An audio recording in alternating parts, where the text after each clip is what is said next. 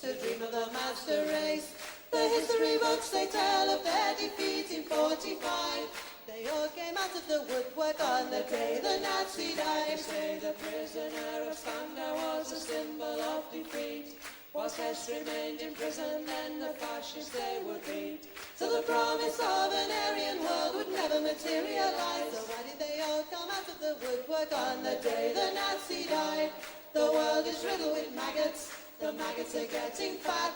They're making a tasty meal of all the bosses and bureaucrats. They're taking over the boardrooms and they're fat and full of pride. And they all came out of the woodwork on the day the Nazi died. So if you meet with these historians, I'll tell you what to say. Tell them that the Nazis never really went away. They're out there burning houses down and peddling racist lies. And we'll never rest again until every Nazi dies.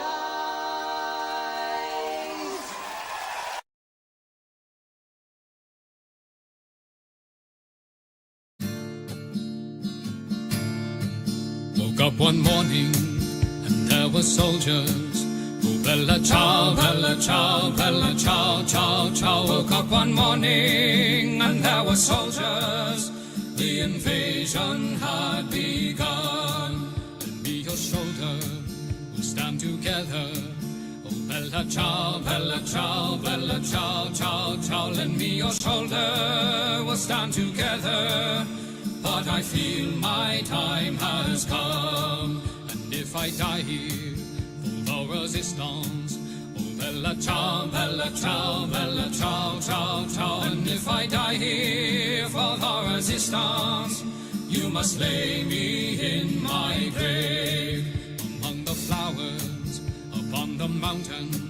Oh, bella ciao, bella ciao, bella ciao, ciao, ciao. Among the flowers upon the mountain, let me rest among the brave. Someday the people will pick the flowers. Oh, bella ciao, bella ciao, bella ciao, ciao, ciao. Someday the people will pick the flowers, and they will remember my name.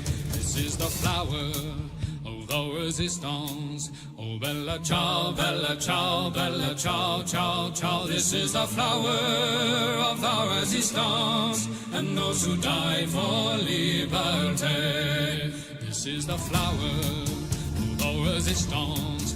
Oh, bella ciao, bella ciao, bella ciao, ciao, ciao. This is the flower of the resistance, and those who died for liberty. This is the flower of our resistance, and those who died for liberty.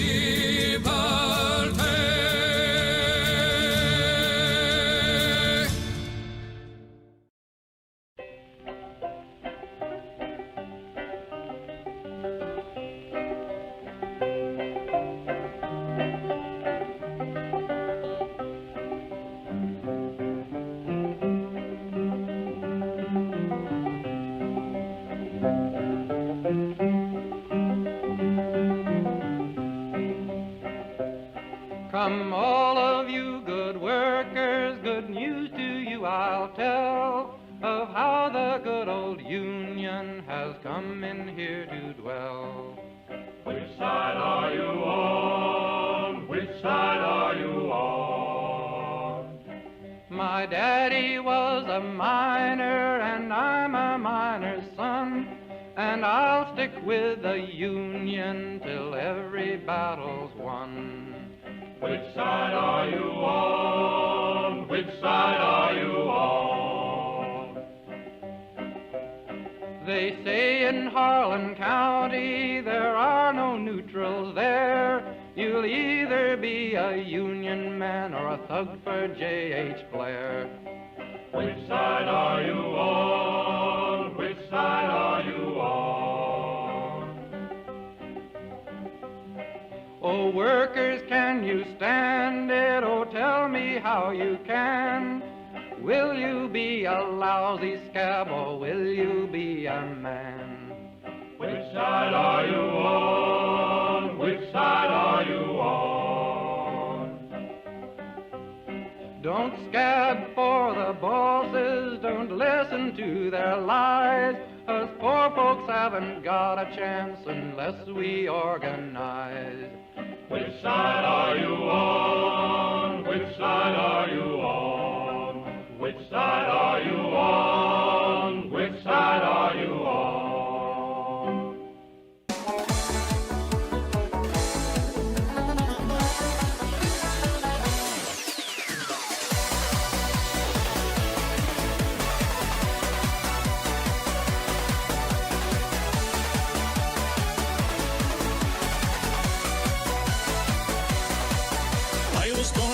Street where the loyal runs do be, and the lovely English people walked all over us. And every single night when they tell come home tight, he'd invite the neighbours out with this chorus. Come out, you black and tans, come out and fight me like a man. Show your wife how you won medals down in Flanders. Tell her how the IRA made you run like Galloway from the green and lovely lace of Gilshandra.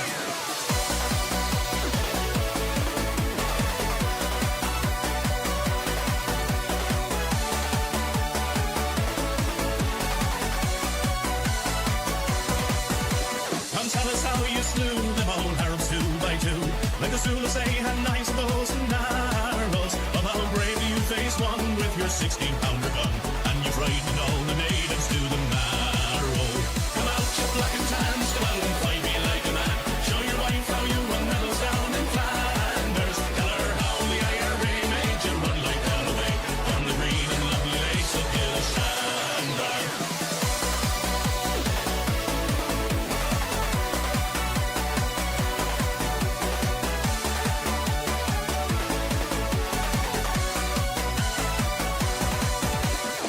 Hear you tell how you stand the brave Parnell and taught them well and truly persecuted. Where are the stares and jeers that you proudly let us hear when our heroes of 16 were executed? Come out, you black and tans, come out and fight me like a man. Show your wife how you won medals down in Flanders. Tell her how the IRA made you run like Galloway from the green and lovely lakes of Gilshandra.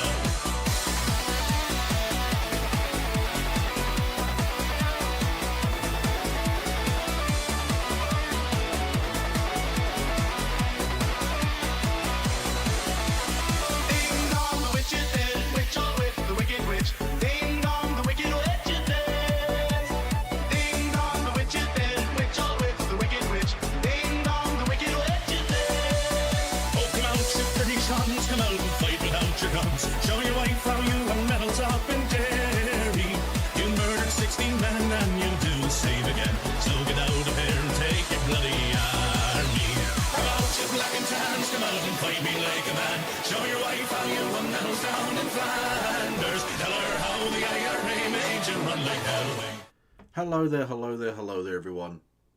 How are we all? I'm technically alive. I'm technically alive. Thank you for asking. That's all I'll fucking say. That's as far as I'm prepared to go at this point. We'll see how the night progresses. How have we been? Apologies I wasn't on yesterday. I got really drunk.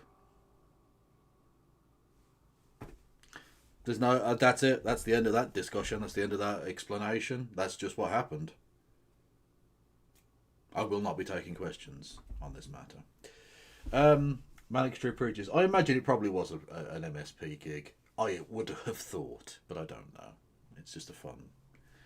Not fun necessarily, but is it a good quote, because they are lower than vermin. What the fuck, Discord? I did not give you permission to interject. Piece of fucking shit. How have we been? Are we well? Are we well? I do hope so. What happened to the new flag? What, the Mamdani flag? It's just over there. I just wanted to get that one back up for a bit. I just fancied a change. It's too fucking big. I could never get it in the fucking frame. It was really annoying me. So, you know. Have the Rats started a football team in Birmingham yet? I don't think so. Unfortunately, there is the Football Association are ratist. They are verminist. As well as vermin, surprisingly.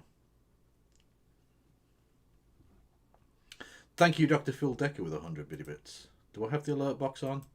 I do now, although it has to be 200 bits to get a voice thing anyway, but yeah. Thank you. Anyway. Check your message. What is your message? Hey Kev, I've been trying to show you this for like a week now. Copy this politician's name in Cyrillic and paste it into Google Translate. Galab Donev. Right. Translate? Translation? Oh, for fuck's sake. Okay, right. Right. So I have to copy and paste the cunt's name. I don't even care, really, but okay. Google, not Google. Oh, I can't fucking type. Why have you done this to me?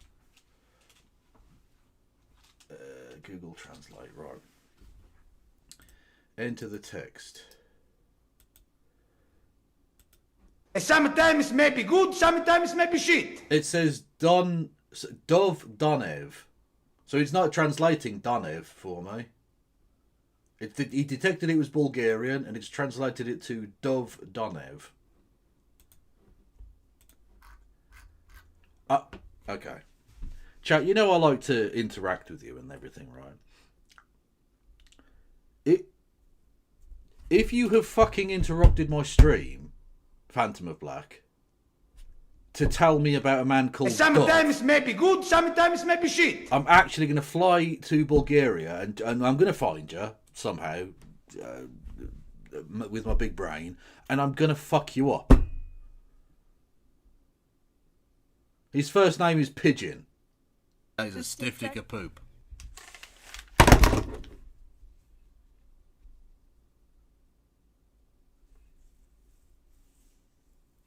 Why the fuck did it translate it to dove? It means pigeon. Okay, but he's not. Look.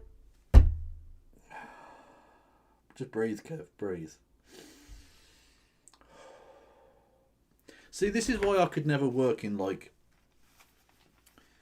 public relations or complaints departments, because I'd end up stabbing people to death. I'd end up actually fucking stabbing people up. With the, you know, like, yeah, his name's Pigeon. I mean, that's funny. Don't get me wrong, it is funny that the man's name is Pigeon. Why couldn't you have just told me his name translates as Pigeon? Why the fuck did I have to Google Translate that? I'm having a fucking breakdown at the start of the stream. I do find that funny. That is funny. But is that like a regular thing? Is Pigeon a regular name? Like you get, some places you get shit like that, don't you? Where like a weird ass name is just a regular thing. Like in America they do this shit all the time, like Destiny. Not the fascist rapist streamer guy, the alleged that like you know, it's a woman's name, or like Hope or Charity has become a name, you know. Helmut Kohl, the former German chancellor, his surname means cabbage. His name is literally Mr. Cabbage. They elected a man called Mr. Cabbage.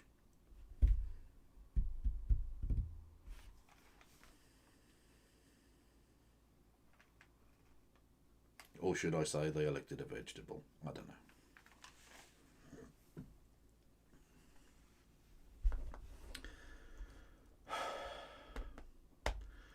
You all didn't elect a lady and she lost against a cabbage. She lost against a lettuce, please. She would never lose to a cabbage. Actually, yes, she would. No, she definitely would. Yeah. Thank you, Fogel, for gifting a sub to Leckers. Honestly, a real European continental loving. An Austrian giving a gifted sub to a Dutch person. But the money's coming over to Brexit Britain. Who wins now? This is the Brexit I voted for. Yes.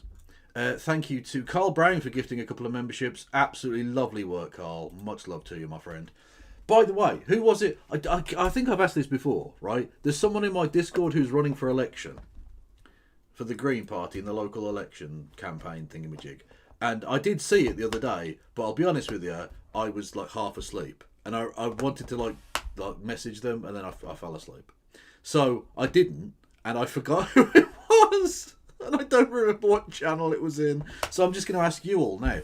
There's a person running for election. Who is it? And get them in contact with me. John the Brazen. If you're in, lad, get in contact.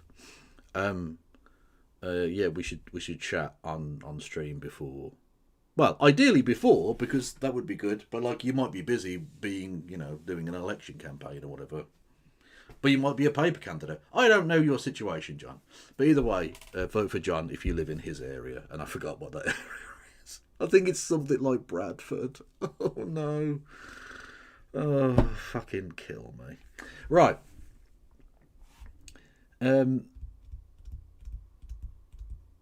Yes, and vote Green. Vote Green early and vote Green often is my advice. Oh.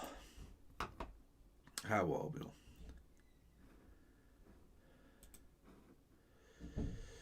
Yeah, I was obsessed with the Manic Street Preachers back in the day. I mean, I still think they're very good, but I was like, they were my shit. Welsh Marxist transvestites. What's not to love?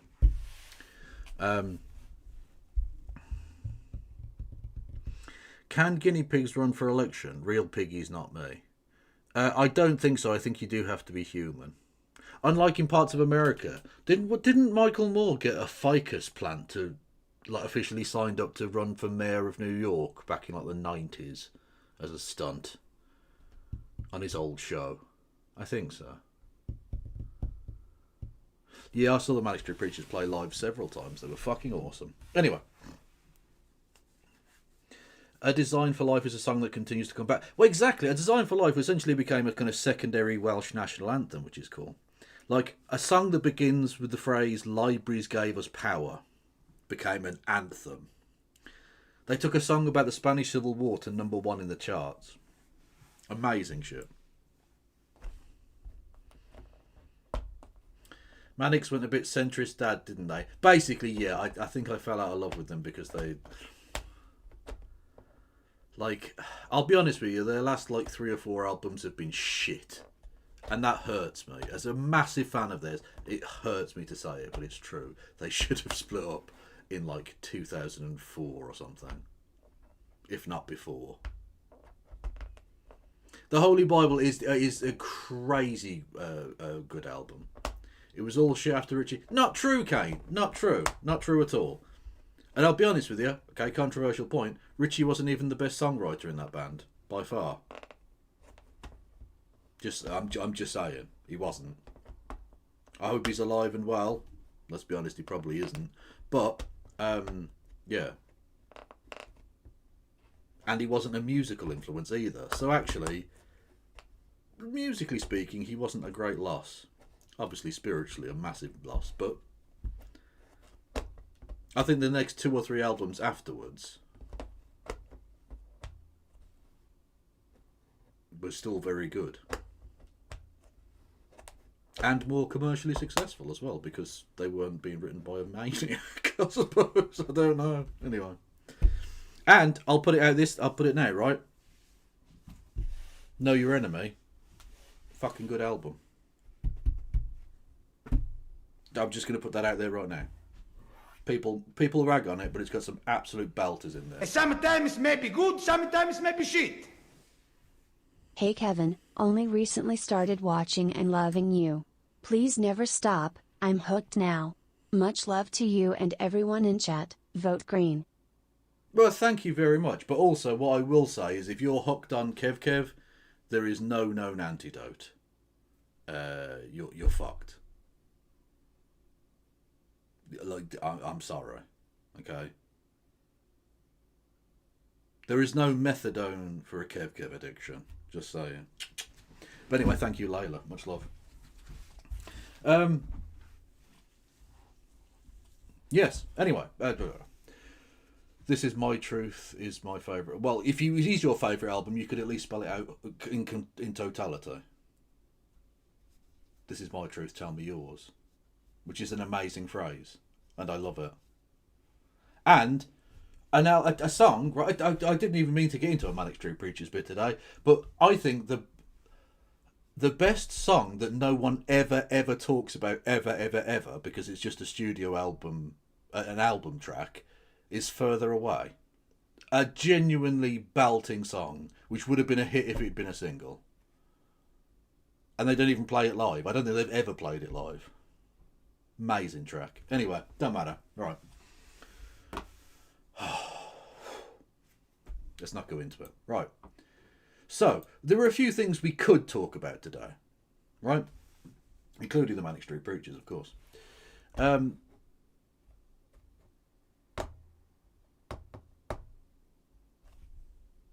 But there are a few things, right? So, noted Yum Yum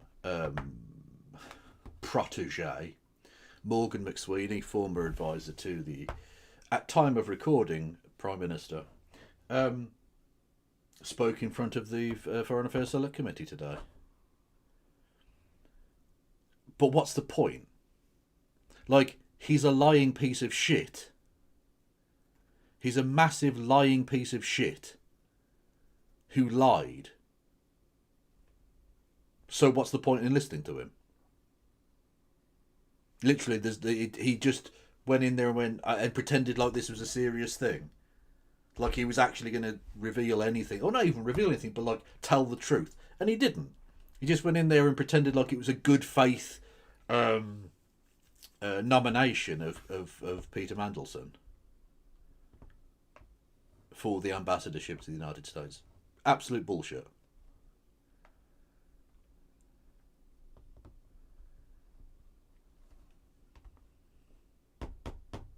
So I'm not going to bother listening to it. Well, I already listened to it because I'm a geek, but I mean, I'm not going to show y'all and waste everyone's fucking time with that. Because what's the point? Like, it's fucking worthless. It would be a waste of everyone's time. Which, to be honest with you, is not necessarily a reason that I wouldn't do it, because I waste your time every fucking time I stream. But this especially would be an egregious waste of your time, so I'm not going to do that. We have noted brother of a pedophile and son of a person who paid off the victims of that pedophile, but they weren't really victims because he'd never met them, but she still paid millions of pounds. Can we get some lols in chat for Lizzie still being in a box? Anyway, fat-fingered, fucking talking to plants, racist piece of shit who happens to be the king because we're a backward shithouse nation, is in Washington, D.C. today. He was stood alongside another bloated, decrepit, racist piece of shit in Washington, D.C., although that doesn't really narrow it down. I was speaking specifically about the President of the United States, Donald John Trump. Yeah, so that happened. And he was addressing Congress, apparently. I haven't seen it, because, again, what's the fucking point? What is he going to say of any note? And not just that, but like, it's even worse with him because what can he say of any note? Like, I will give Morgan... Sorry, you can't give Morgan McSweeney the out that he's not allowed to say anything. That he's constitutionally, like, supposed to say nothing of any value. Like, he could have come out there and, you know, told us where the bodies are buried. Both metaphorically and very possibly literally. Right? Whereas the king, in a constitutional monarchy, is not supposed to say anything, basically. And that's as it should be, albeit that it's not as it should be because there shouldn't be a monarchy, but yeah, inside the framework of a constitutional monarchy, he's not really supposed to say anything because he's supposed to avoid kind of, how would you even say, partisan politics. You know? Sometimes may be good, sometimes may be shit. Quite so. Yeah, it's he's not really supposed to say anything of any political intrigue. Now, of course, it's difficult to talk politics without saying something that might be a little controversial. You know, being that we're on the internet, things like maybe don't do genocide is controversial, so it's sort of impossible to avoid controversy completely. But really, as a figurehead, head of state, what's he going to say? What's he going to say that's going to be interesting? Nothing. So I'm not going to bother. Yeah, that was interesting. He was invited to meet the victims of Keir Starmer. No, not Keir Starmer. Sorry. Whoa. He hasn't met any Ukrainian rent boys. No, the victims of both his brother and the late Jeffrey Epstein. And refused, naturally, because, you know.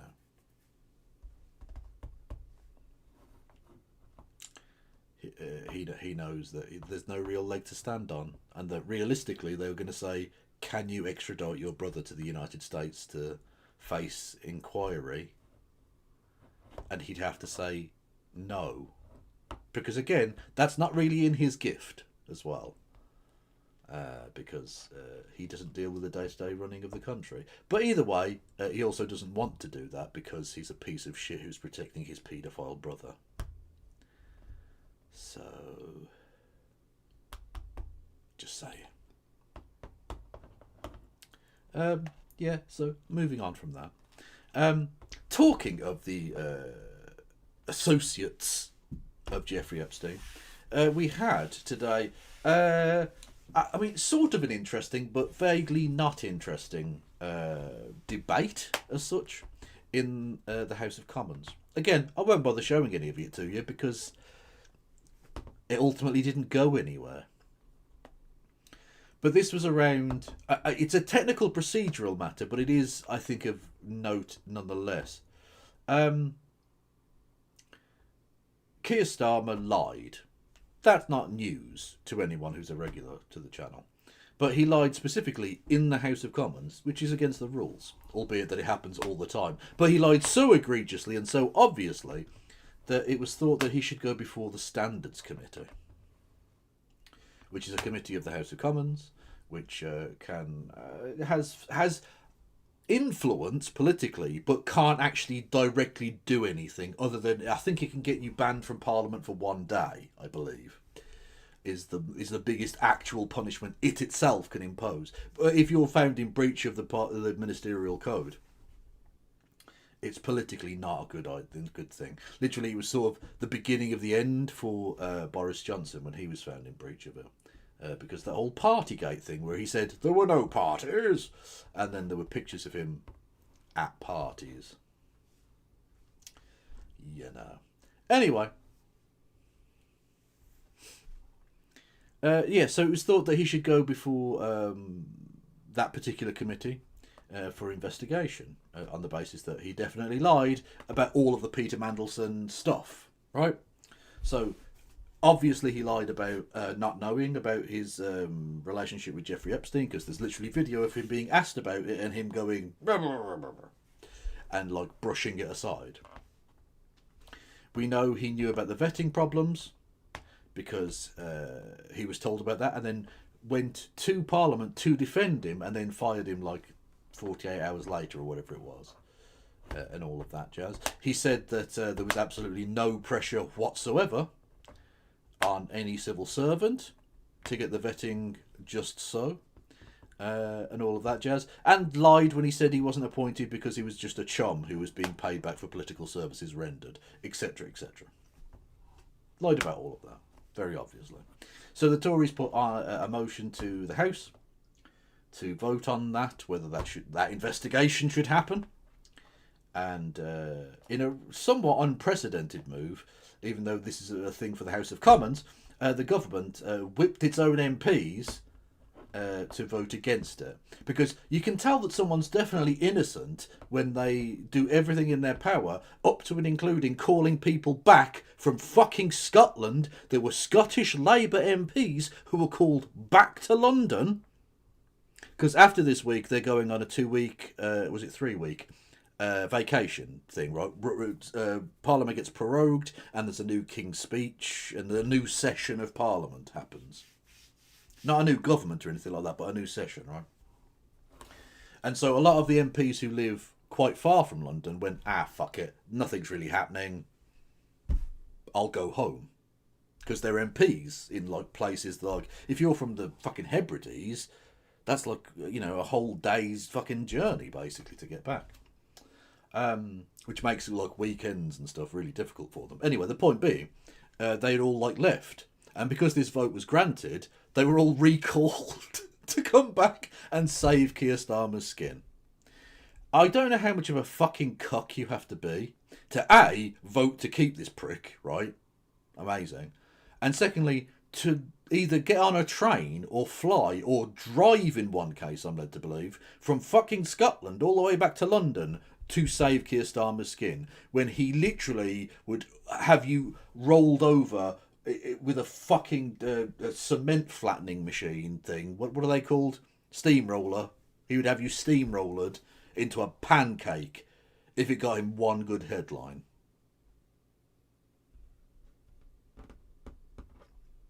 Anyway, he whipped his MPs and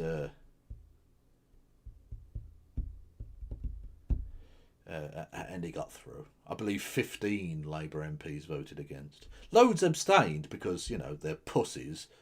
At least I will give the benefit to the cucks in this particular instance, for at least doing the cuckery. If you're gonna be a cuck, at least sit in the cuck chair. Don't pretend, don't be like half in the room, half out the room as your wife's getting fucked. Stand on your fucking principle.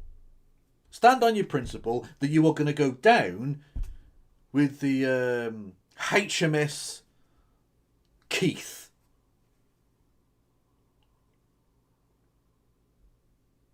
By abstaining, I actually have less respect for you.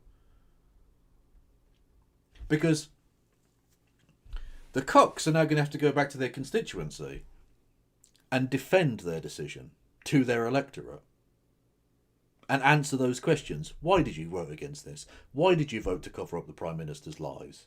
Why? And they're going to have to answer that fucking question. The abstainers can say, I never voted for it. Nothing to do with me, Gov. Which is just fucking adding cowardice. The ally of cowardice to the fucking reprehensible support for this absolutely just incompetent piece of shit in number 10.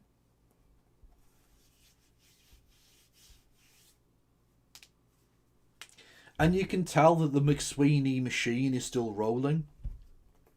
Because much as we've noticed when we watch Prime Minister's questions, there's always the McSweeney question. And it's so obviously formulated, and they haven't thought of it themselves, because they literally have to read it word for word off a page that they've been given by the Politburo, right? Every single one of the sad cunts who stood up and fawningly defended their leader in that debate all did the very typical thing of saying, before I give my comments and my contribution to the debate today, I think we all need to bear in mind the real people here who are the victims of Jeffrey Epstein and keep them in our thoughts. And then go on to defend the cover-up of putting Jeffrey Epstein's best friend as the ambassador to the United States.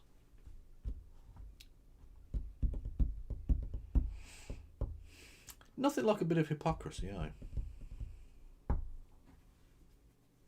Anyway, yeah, the Labour Party, being as cocked as it is, all voted to keep this piece of shit. So Keir Starmer can wipe a bead of sweat from his brow. He's safe for another week until the election results come in, and then he's fucked again. And then until the second tranche of documents about the humble address documents thing that are going to come out surprisingly, just after the election. Crazy. Who'd have thunk it? Anyway, then it's going to be revealed that he was a lying piece of shit who lied. And this problem is not going to go away. It is going to rear its ugly head again and again and again. Because they keep lying. and then lying about lying, which compounds the lie, and then they lie about lying, which compounds and compounds and compounds, and they can't keep their story straight.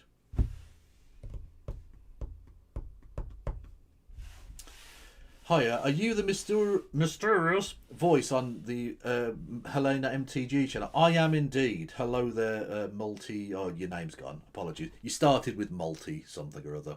Anyway, chat's going by too fast. I can't keep up. I don't know how Hassan does it, because his chat really does go by so quickly. And yet he manages to pluck out actual comments. And anyway, whatever. But anyway, yes, I am that... mysterious disembodied voice. I'm Kevin Logan. Hello there. I do politics streams and stuff as well. Yeah. He has it on slow for him. Oh, okay. That's cool. I'm glad that exists. Multi-Smaland. Multi-S-Maland? I don't know. Anyway, hello there. Skill issue. Well, that is true.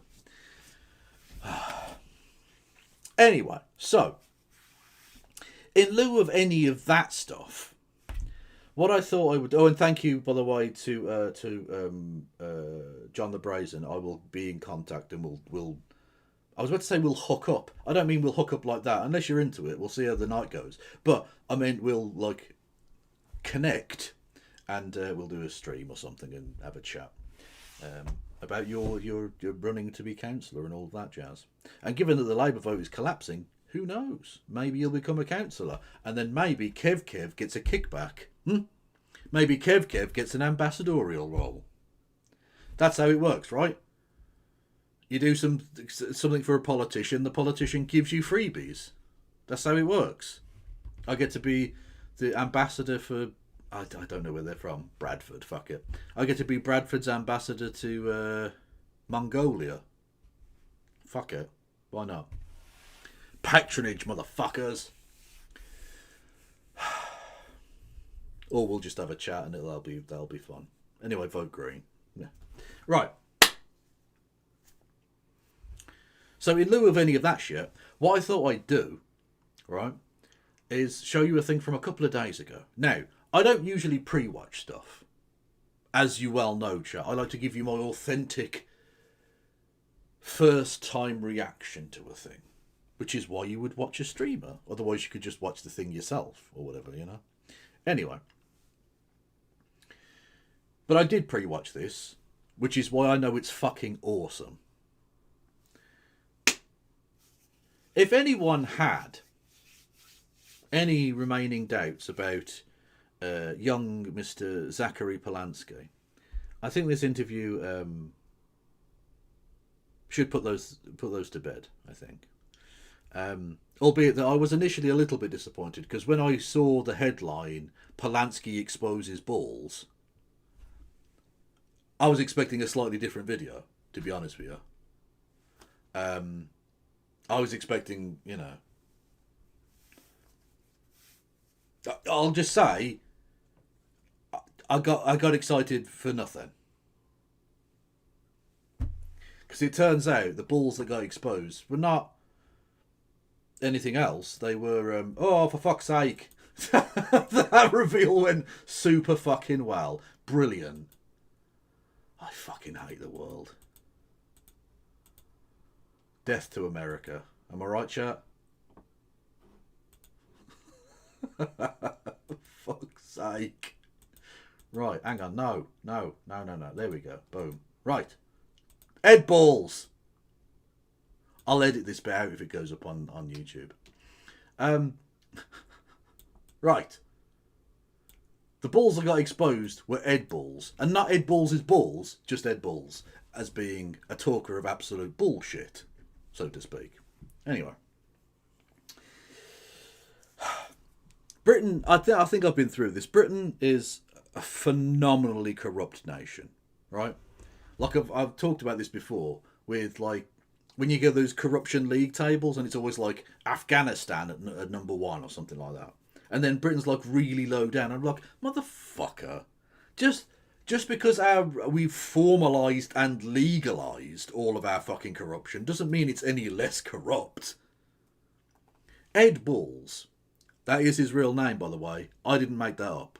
Also, it is funny that he literally typed his own name into a tweet and sent it, thinking he was searching himself. Which is why we have a thing called Ed Balls Day, which celebrates that time that happened, because he's a fucking idiot. Anyway, he was a former government minister back under the Blair Brown years. That's how long he's been around. You can tell he's got grey hair. Anyway, he was also shadow Chancellor of the Exchequer. So shadow finance minister under Miliband, I think. Yeah, it must have been. Yeah, Ed Miliband, right?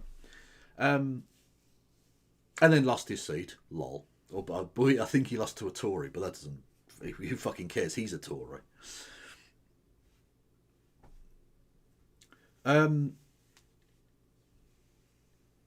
What's this? Conor McGovern running as a paper candidate for the Greens in leafy Kingston upon Thames. Oh, okay, cool.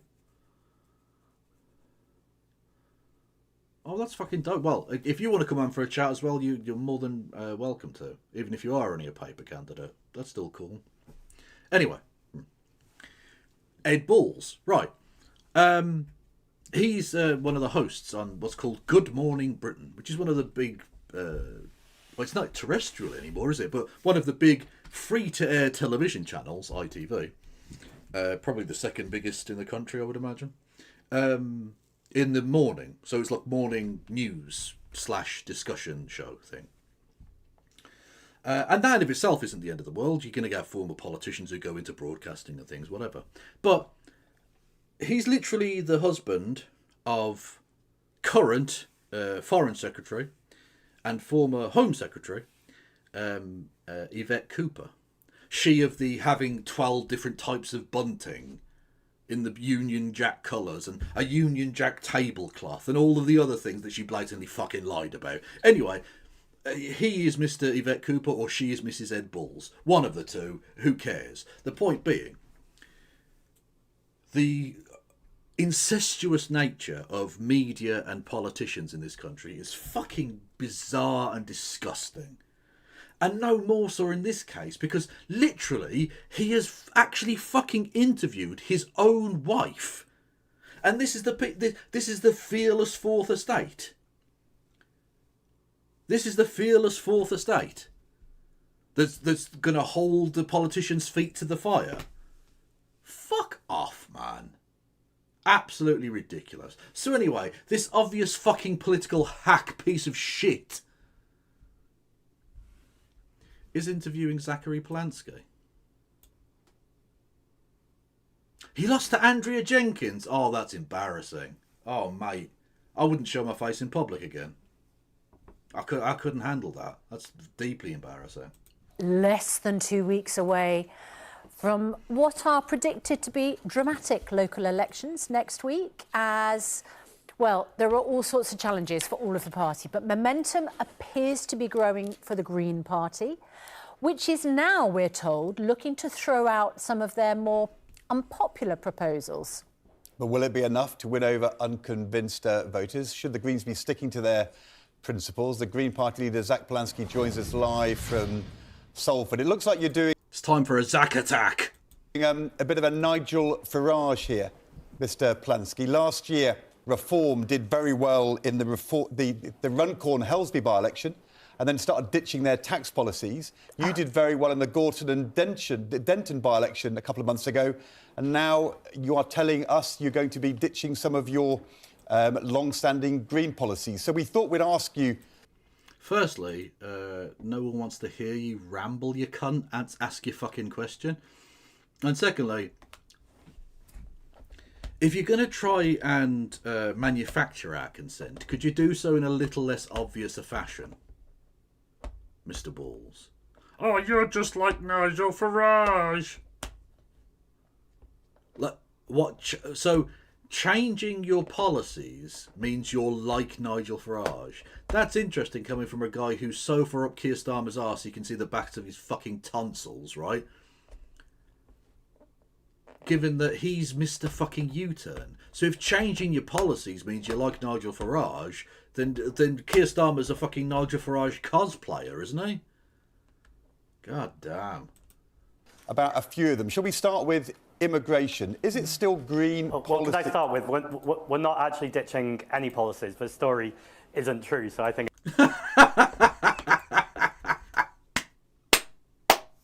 So, the entire premise of your gotcha here is a lot of bollocks. And that's Ed Balls checking his notes going, oh, fuck. Oh, bollocks. Oh. You can tell why he begins to seethe later on. I'm going to get a lot of you... By the way, he's not quite doing it yet, but I'm going to play it because I'm going to get a lot of use out of this button. You are coping and seething. With Ed Balls. It's first of all to start with that. Our members vote on our policies and then we decide the manifesto that we put towards the public. Well, So you... Yeah, do you remember that? Do you remember when you used to be in a political party that had any semblance of democracy to it, Mr. Balls? Do you remember that? told Politico Oh, that yeah. you were looking to revise your party's democratised and at times chaotic and unwieldy system, which lets members set the policy agenda. I assume right. you wanted That's to do different that in to what order you're that you putting could change some I of the want to policy. make sure. No, I don't want to change the policies. I want a more democratic system because Green Party members decide Green Party policy. Okay. And at the moment we have 226,000 members and it's Yeah, suck it, Ed. How many does the Labour Party have? We don't know, because it's so embarrassing for you, you stopped revealing them. growing. And so we need to look at more agile systems so there's more democracy in the party. But that's not about me understand. changing policies. That's A Green totally Party inaccurate. official says right now it's like we've got a list of policies for the Daily Mail to ring us up about. So look, let's take at face value that you're not... But I don't care what the Daily Mail ring us up about. I want to challenge your multimillionaires does. Your and party billionaires in official- this country. So of course Your party the Daily official- Mail won't like that. Anyway, See, his political instincts are savvy. Firstly, fuck the Daily Mail, obviously. And secondly, yeah, I don't give a fuck what the Daily Mail thinks. Yeah.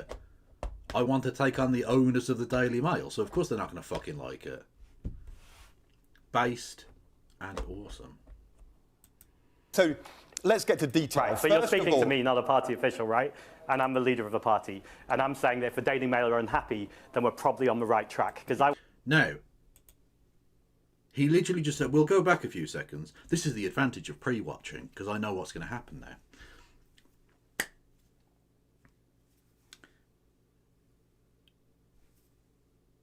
You just heard Zach Polanski say that he's not just some random official that's been doing, that's been off the record quoted. He's the leader of the party. So he's saying, I'm not an official, I'm the leader of the party. You see? That's what he said. That's what he said. We'll play it back, just so you're definitely aware of the exact thing he said.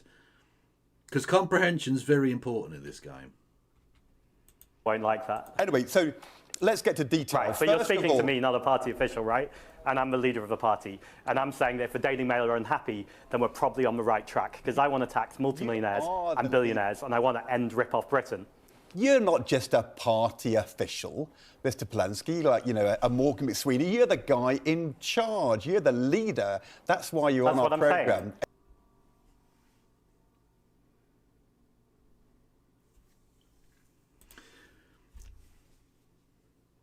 Look, I'm not saying media literacy needs to be perfect, but he literally just said that, Ed, and then you quoted it back to him like that was a gotcha.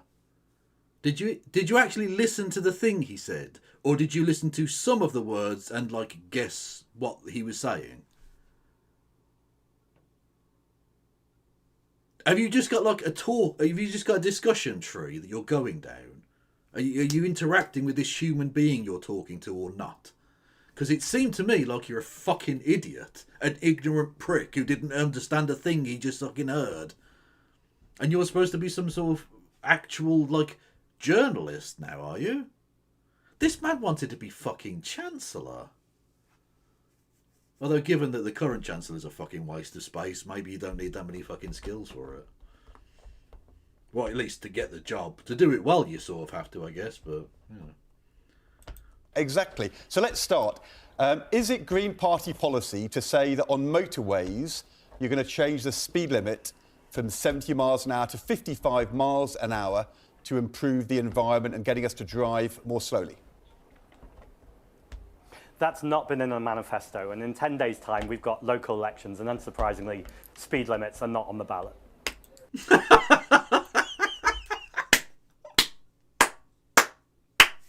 Honestly, absolutely Chad manoeuvrings. You've got to love it. Like, no one gives a fuck. We're not talking about fucking speed limits. People are electing councillors. Or, like, I suppose, you know, members of devolved parliaments. But mostly it's people voting for councillors. You're not going to have a fucking speed limit thing.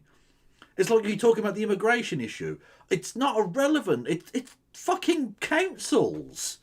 They don't deal with that. That's what Reform, like, didn't get through their head. When they won elections talking about, oh, the Muslimics coming over in the small boats. What do you think the fucking... the local council in Northamptonshire has to do with fucking small boat arrivals in Kent? Nothing. Literally nothing. Frankly, the fucking council in Kent don't have anything to do with it. They don't control the fucking waters. That's a national government thing. It's drivel. It's just drivel. These journalists, it's no wonder they're fucking despised in this country. They should be. Holy shit. So it's not your policy to cut speed limits, and never was?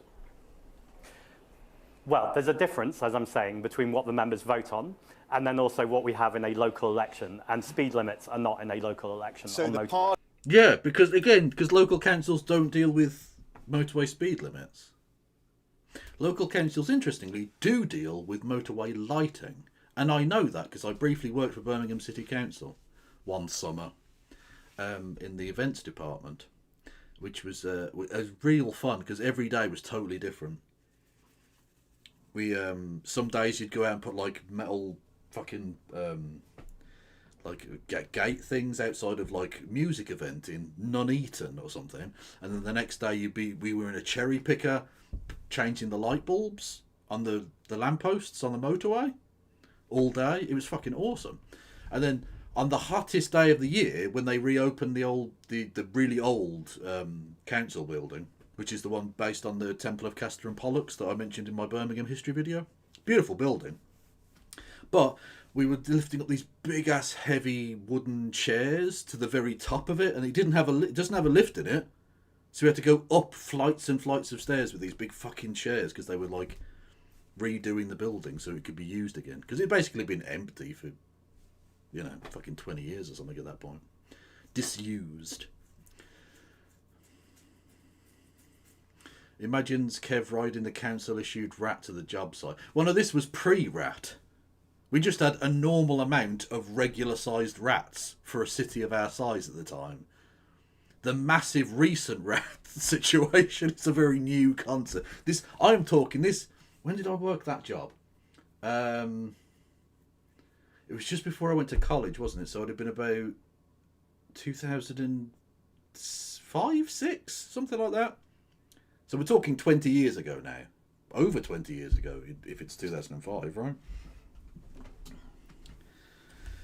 Is that why you're a beefcake? No, well, I was never big, but like I had some muscles and stuff back in the day. I was always a skinny lad, but now I'm just a fat lad. Anyway. Is someone keeping a record of this Kev law? I hope so. Actually, I hope not, to be honest, but whatever. If people want to keep a track of it, by all means. Anyway, that job was fucking dope.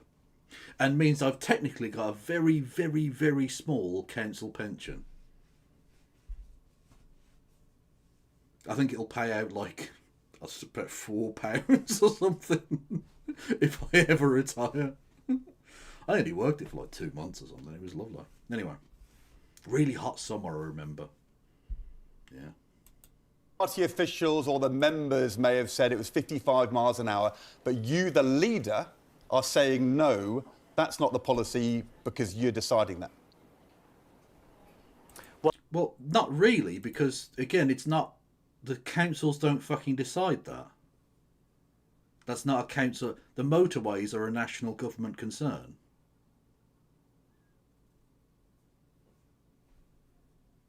What? Ed Balls is actually stupid, isn't he? I think he's just a stupid person. Well, the important point is that what the members have decided already in the document says this will be reviewed and updated. No, that's true. Our generation is not retiring. I've said this before. Honestly, my retirement plan is just getting hit by a bus. Or maybe take up, like, heavy drug usage. Should sort that problem out, I think. Also, by the way, in terms of speed limits, the thing we don't need to do is to get rid of necessarily to change the speed limit on motorways. It's fucking country lanes, right? I love explaining this to Americans, right? Especially Americans who like come here and want to drive places. The country lane is a fantastic British death trap. Right. How do I explain country lanes? They're literally lanes in the country. But stick with me, right? Imagine a lane in the country, so it's fields on both sides, right? One lane. Now you're thinking to yourself, well, is it a one-way street then? No. It is the width of one car, and yet two cars are expected to go, right? So essentially, one of them has to act as the cock and drive into one of the ditches on either side of the road to allow the one car to go past, and you can drive back onto the road and go, right? And there's always some cunt on a horse as well, because it's the countryside, so there's always some fucking wanker on a horse or a prick in a tractor holding everyone up, right? Secondly, they're not straight roads, and I don't mean that they're gay, although I imagine a lot of cottaging goes on. Steamy windows and all of that, right?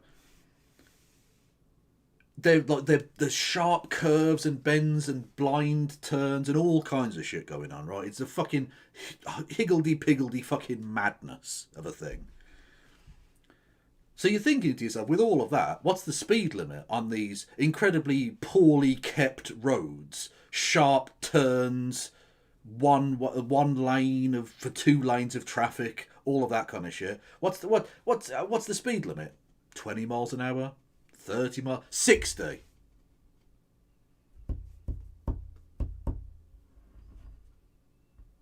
You're legally allowed to go 60 miles an hour on those roads.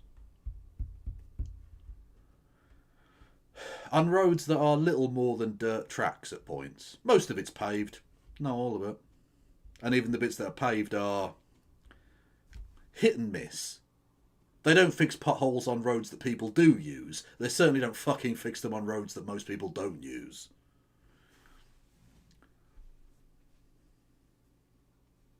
So maybe do something about that, is what I would think. You know.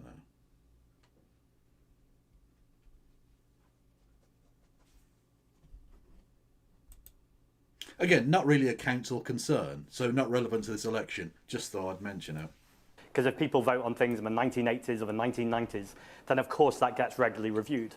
More widely though, speed is an issue, and we need to make sure at the local elections in some of our cities, like London, there's been a brilliant campaign for 20's plenty to make sure we're reducing the speed limit to end deaths on our road and to make sure we have harm reduction. We also know there's an issue with petrol prices, and actually encouraging people to drive slower is all good. More widely though, also going to raise petrol taxes? That's also party policy, to raise petrol taxes, fuel duty taxes? Yeah, that seems like a pretty sensible green thing. Yeah. Am I cheeseoid?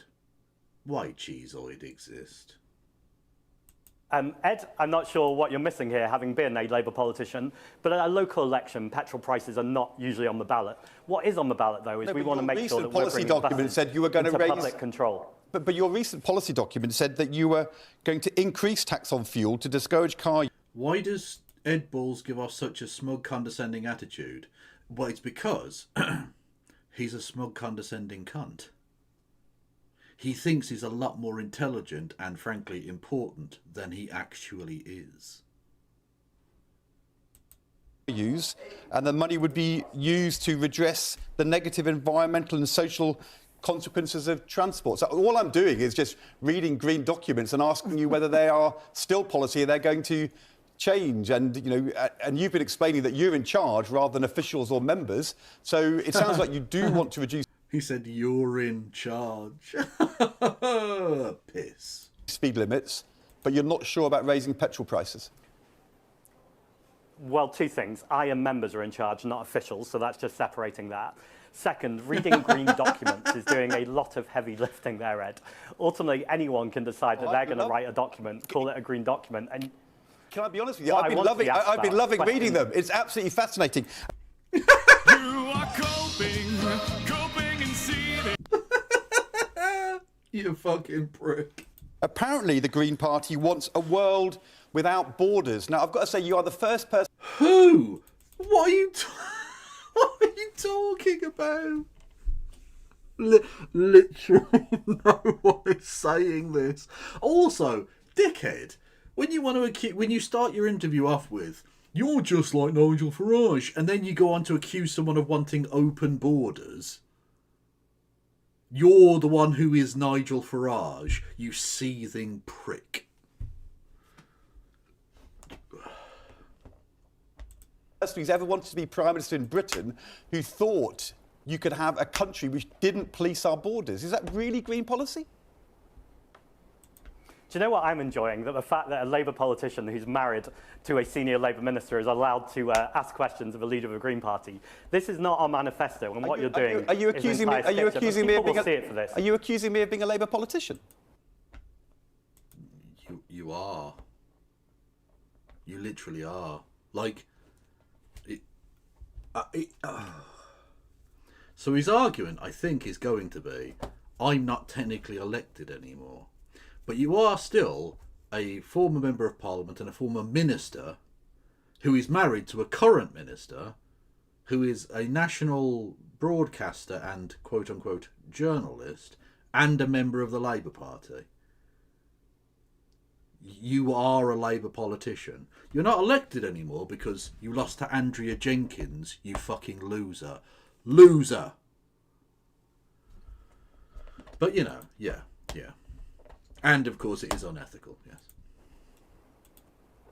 I'm accusing, well, it's not even an accusation, you know. We are planning to replace the Labour Party and take the fight to reform. But what you're asking me right now, and no you question said I was about a Labour manifesto, politician. Did you no mean that? question Did about you the mean local that? Did you election. mean that or not?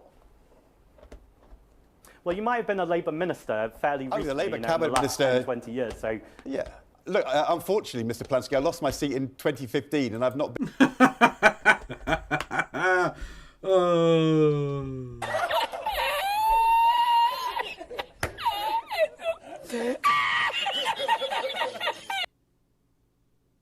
Brilliant. You did lose. You did lose, Ed. Yes. You lost your seat. You fucking loser. You little bitch. Yeah? Okay. I've been a Labour politician for 10 years. Luckily, you're a Green politician, you are the party leader, and you seem to be using a rather kind of elaborate device of making accusations against me to avoid answering the questions. But the great thing is we can just keep going. So is it... You are coping and seething. The melt. Green Party policy to abolish our borders? I'm answering your questions. No, it's not. It's never been in a manifesto. And ultimately what you're doing is a huge distraction from the fact that we want a fair and managed system of migration. And I've been clear about that, and the party's been clear about that for years. So, again, Ed, you just lied. You just lied and you got your cheeks clapped again. Embarrassing. Is it your policy to legalise drugs so that you could get cannabis without any legal check, and you could also legally get heroin, but only on prescription? Is that Green Party policy? Firstly, you can already get methadone, which is essentially a way of weaning a person off of heroin. I know this because my brother was a heroin addict. Anyway, the point being, you can already get that on prescription. It's a regular thing that they give to people who go to prison for drug-related offences when they are themselves addicted to heroin. So that's not even like usually the scare tactic is, so you want to legalise drugs so my child can go and get crack cocaine from the fucking supermarket, which of course is not at all the policy. But that's the scare tactic. Whereas what he's doing is just describing a situation that effectively happens already. Like, you can't buy weed from a dispensary in the UK, but by and large, if you've got like a couple of spliffs worth on you, the police aren't going to fucking bother with that. Like, they'll go after people who are like selling huge like quantities of it because they're fucking drug dealers, you know. But if it's just personal use, that's fine, whatever. Like, who gives a shit? Sorry about your brother. I hope he's doing well. Oh, yeah, no, my brother is fully recovered. He's an annoying cunt, but to describe his thing, he said he replaced heroin with Jesus. Okay, cool. Addicted to Jesus. Off the H and on the J. Anyway, yeah, but he's all right. I mean, he's a cunt, but he's at least a sober cunt. Well, I don't know about born again, but he's certainly a religious person in a way that he wasn't when he was younger or whatever. Like, the place he went to, the rehab place, is like quite a religious fucking thing. I actually had quite an ethical concern about donating to them.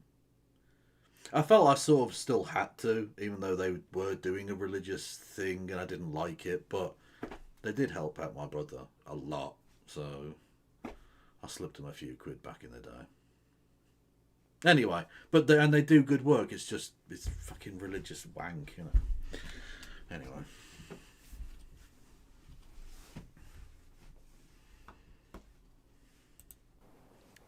Well, the UK has the highest drug deaths in Europe, and in fact, for the last 14 years, drug deaths have increased every single year. So our policy is to legalise and regulate drugs. That doesn't mean you can buy drugs in a supermarket. It means that they're handled by a medical health professional. So if someone has a dangerous addiction to drugs, rather than burying their head in the sand, as successive governments are doing, and pretending that the war on drugs is working, this is about taking an evidence-based approach that's led by medical health professionals. See, and that's the thing, right? They do the scare tactic, but once you actually explain to people, and I've had this discussion, by the way, because I've said before I've been engaged in like leafleting and stuff for the local Green Party. And they're expecting to win here, by the way, which is fucking dope. Anyway, yeah. Yes, and I've been stopped and asked about things, which is fair enough, because you're essentially the sort of representative of the party, you know, out in the public. And I know, imagine me a representative of a fucking thing. Yeah, they and they'll ask about stuff, and I was asked about the drug thing a couple of times. And once you actually explain to people what it is, they go, "Oh yeah, that kind of makes sense."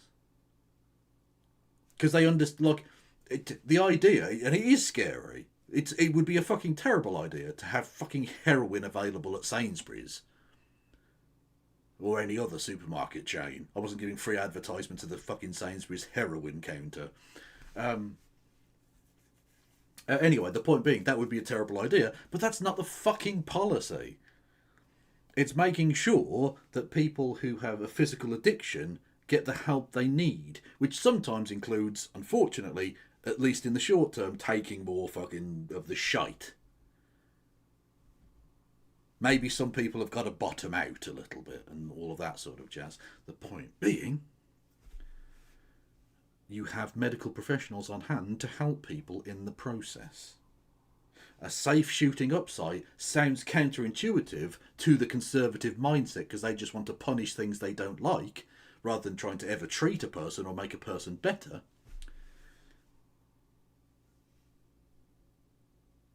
But, you can have clean needles, so fewer infections, which then don't get transmitted via other methods as well.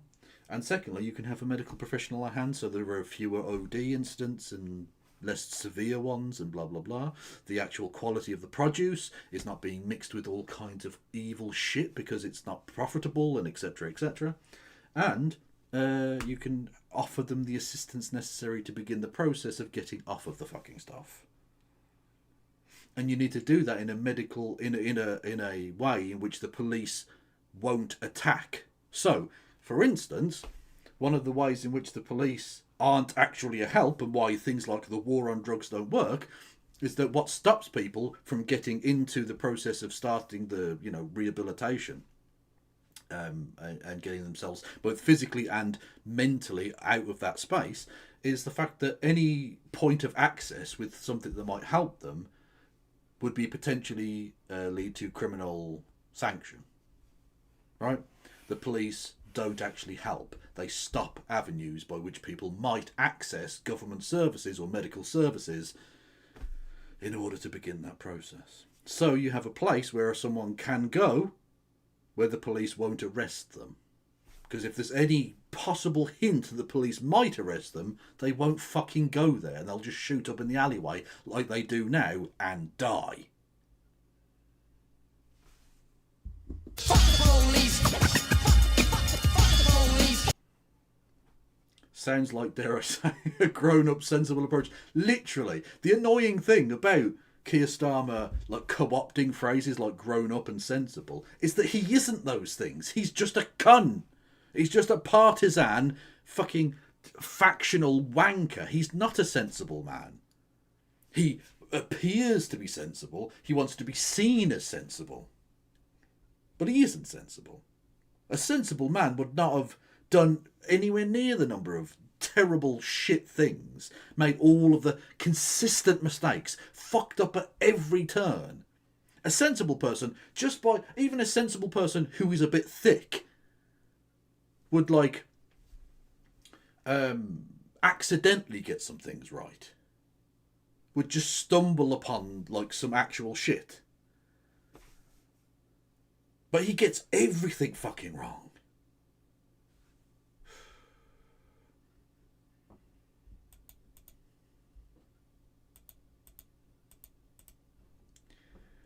Oh, hang on. I forgot to bigger it.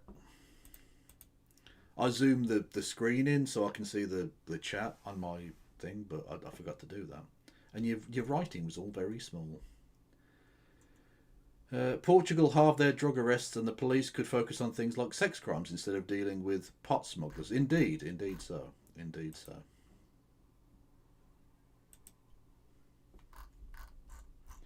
Apologies if money was given. I've missed it and whatever. Yeah. Thank you. If you have given me money in the form of bits and subs and subscriptions and all of that shit, yeah. Much love to you. Thank you, Fosmos. Labour going to release... Oh, hang on a minute.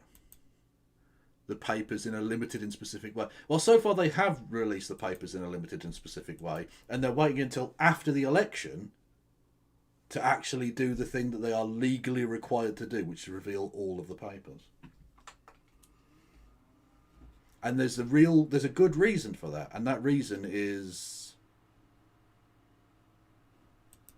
Once again, though, Ed, unsurprisingly, this isn't on the ballot paper in 10 days in a local election. But I think it's important people know what voting Green would mean in the local elections and the general elections. Well, yeah, but whoa, time out, whoa.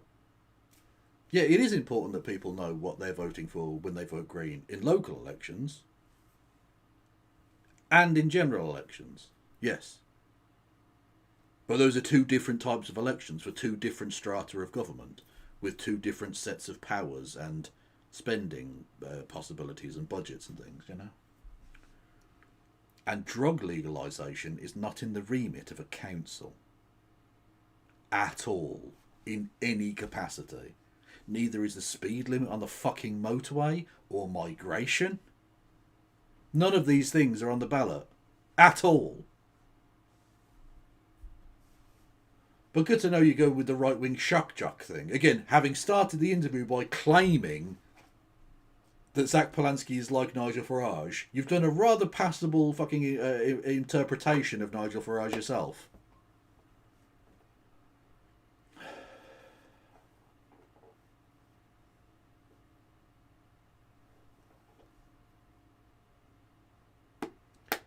Can you name more than 5 good things that Labour have actually done since being elected into government?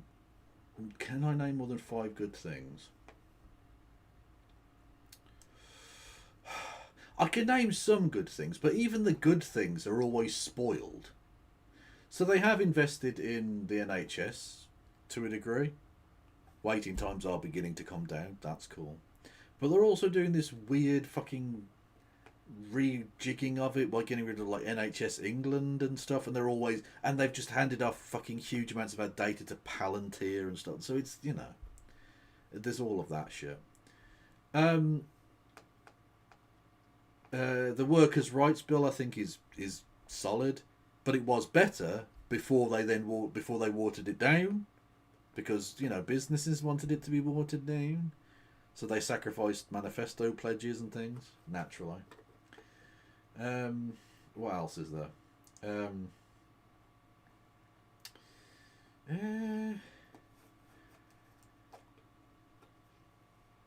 I'm sure there is other.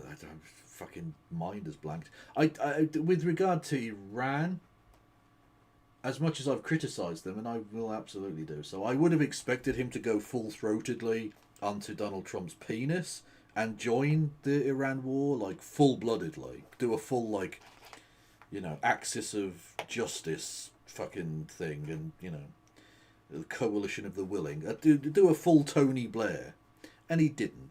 Now, we are involved in that war, so he's lying about it, and we are, of course, facilitating America during the war.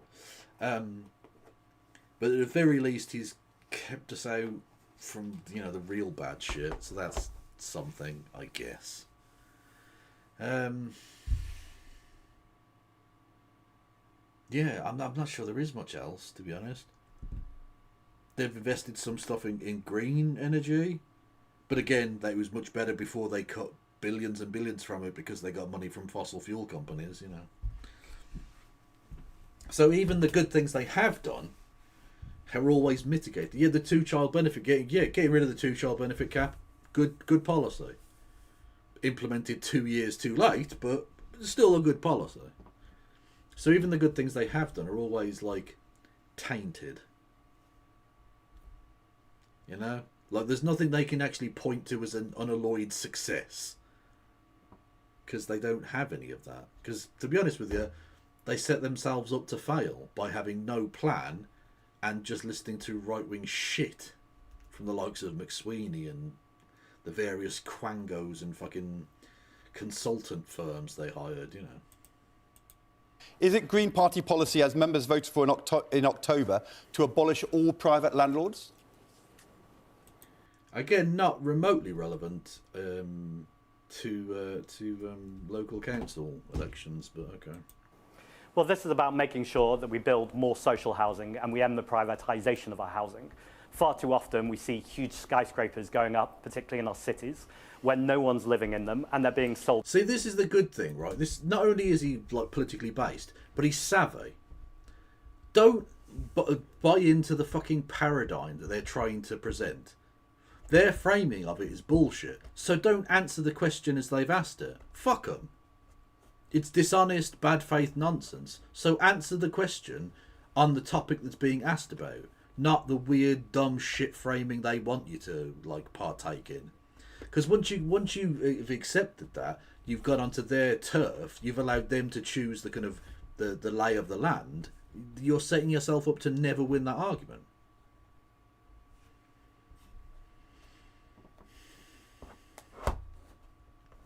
Uh, 255 asks, why would you expect Starmer to get us into Iran? He knows it's horrendously unpopular. Firstly, 255, I don't think he cares. Stiff dick of poop. I don't think he cares about things being popular or unpopular. Firstly, because he can't always tell what's popular and unpopular, obviously.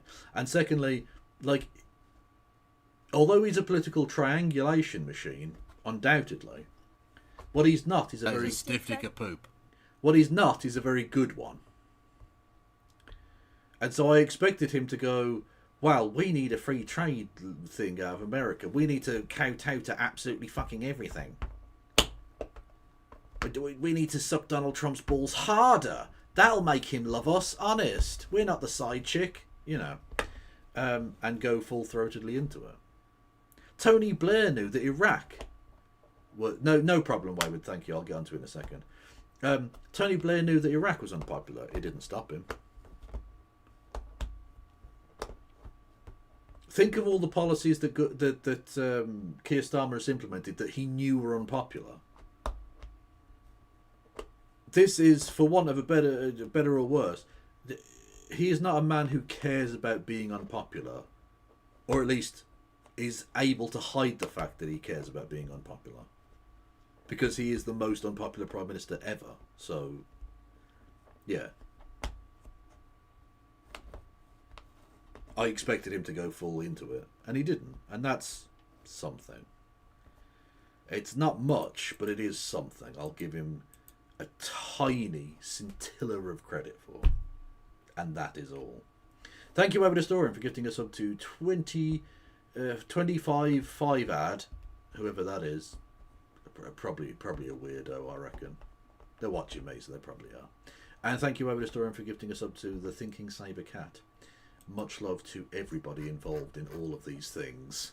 Off to afford to foreign investors. This is about making sure that we're building houses that are actually homes for people, alongside bringing in rent controls. Up to 50% of renters are just one paycheck away from losing their home. That's unacceptable. We need to make sure that we're ending Rip-Off Britain and bringing people's costs down. Okay. And by the way... See, that's it. Realise that you have the power to put your actual argument across. You have a microphone here. He's not really, like... Ed Balls is not interested in talking to Zach Polanski, so why should Zach Polanski be interested in talking to Ed Balls? Don't. Talk to the millions of people watching the TV show.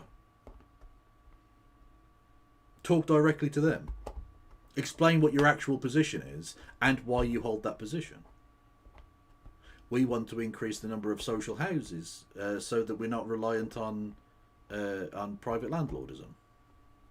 Cool. Was Iraq unpopular? I was 10 in 2003, so I wasn't paying attention. Yes, the largest protest in British history. Over 2 million people marched in London against that war. That's a lot of people. Now, there were a significant section of the population who initially supported the war, but they were still in a minority, I think. I think most people, like, once there was this thing about the second UN resolution, right? So there was initial... They tried to say, oh, well, it's perfectly legal for us to do this war because of this UN resolution from, like, 1986 or something. And so they... not the George Unwin book. No, from the year. And they did this sexed-up dossier to try and make it all thing. And Colin Powell, who... Is Colin Powell dead? I think he is. Can we get some lols, brackets, question mark, because I'm not sure if he's dead or not, for Colin Powell being maybe dead. He went and did this whole thing about having anthrax and weapons of mass destruction in Iraq and all that shit. And he was the Defense Secretary, wasn't he, at the time? And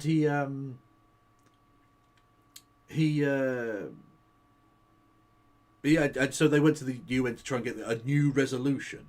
This whole thing became, if the UN give a new resolution, then it'd be illegal. And the UN went, nah, bruv. There's no, like, you haven't shown me any evidence to suggest they've actually got nuclear weapons. Oopsie doopsie. And then they went, we didn't even need a second UN resolution. It's fine, we're just going to do the war anyway. Fuck you. And it was very unpopular.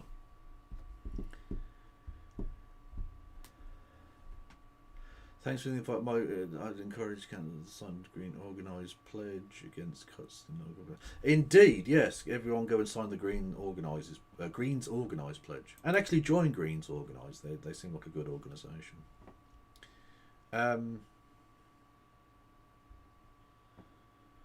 Yeah. Colin Powell died in February of 2021.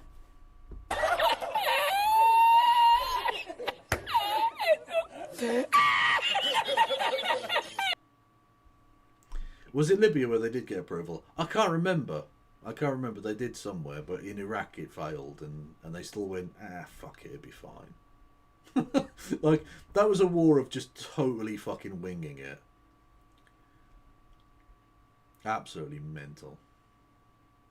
He was 84, vaccinated. Yeah, exactly. He got the cough injection, and now he's dead.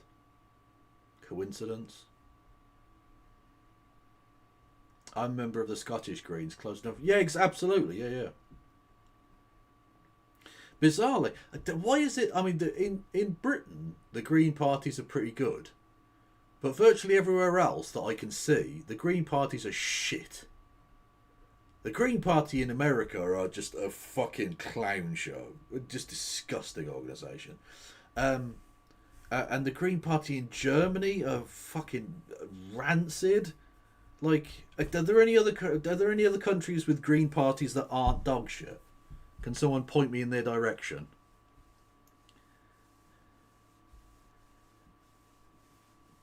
Have a go. New Zealand, maybe? I don't know about the New Zealand Greens. Canadian Greens are not great. Yeah, there's... Yeah. New Zealand is fine. Our lot aren't terrible. Australia. Okay. Czech Greens have some good stuff, but mostly British. Yeah, you see what I mean? Yeah. The Green Party in Greenland are... Okay, but is the Green Party in Greenland green like Greenland is green? And it's actually just a white party? Are the Greenland Green Party just Nazis? Is what I'm asking. I don't know. Way that is in a local election. So well done on that one. I'm too intellectually engaged in this conversation, and it's not fair. So I'm going to hand over to Susanna now. Your turn. Yeah, thank you. That might be an idea. And I'm going to ask you a very non-intellectual question, which is about hypno-boobing. Hang on, we're having that again. We're having that again. She made it an ing. She made it a verb. Hypno-boobing. She wants bigger tits. She don't need bigger tits. She's got lovely tits. Intellectual question, which is about hypno-boobing. You were asked by Beth Rigby, Sky News' political editor, about... By the way, can I just say, in the title to this, it says... Zach Polanski says he's apologised many times after newly unearthed hypno-boob interview. His face is a vibe. His face is a fucking vibe. Look at that. Like, I'm so done with this shit. And I'm like, newly unearthed. People have been talking about this for fucking months. What do you mean, newly? I mean, in the grand scope of, like, cosmic time, yeah, it's very recent. Billions of years old, the cosmos, yeah. So, the last few months is definitely recent in that one particular way, yes. In a kind of modern political sense, though, this is not remotely recent. And you're a joke. You're a fucking joke for claiming that it is. About this the other day, your interview with a newspaper back in 2013 where you said that you could increase the reporter's bust size. Now, we talked to you about this back in September. I said it was a matter of principle because, of course, we wanted to know, you know... Literally. Again, you want to know why journalists are despised. I mean, there are lots of reasons, but... You literally say, newly unearthed. You asked him about it in September. You asked him about it, what, fucking 7 months ago? Newly unearthed.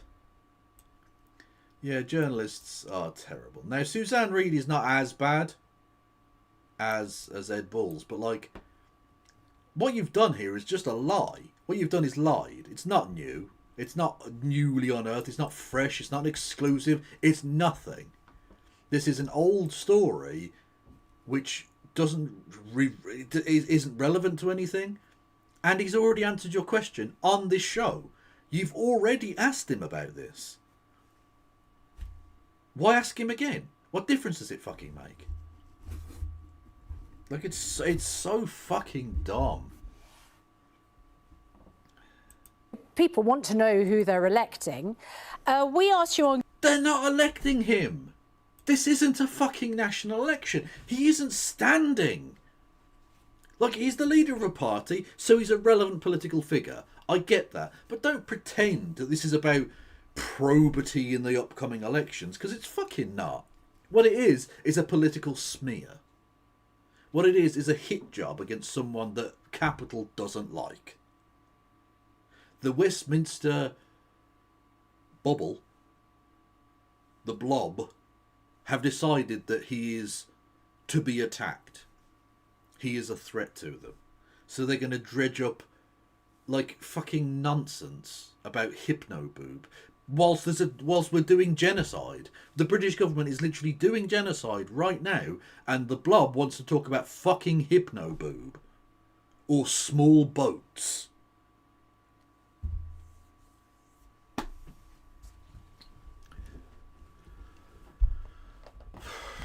Hypnoboob is my favourite Pokemon. What's that Pokemon? It's Hypnotit. Good morning, Britain. Do you believe that hypnosis could enlarge a woman's breasts? You said no, I was misrepresented. I apologised a day later. But that's not true, is it?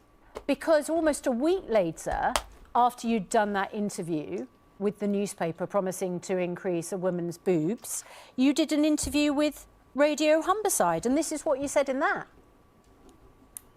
Actually, there was an article in The Sun last week where a client came to see me who was a journalist, and we had a successful project. We've done it a couple of times, and there seems to be no shift, but actually increasingly more and more as I work with people, there's starting to become anecdotal evidence, at least, of growth in breast size. So you actually believed that you could increase her boobs, and you doubled down on it a week later. So when did you decide that you couldn't increase her boobs?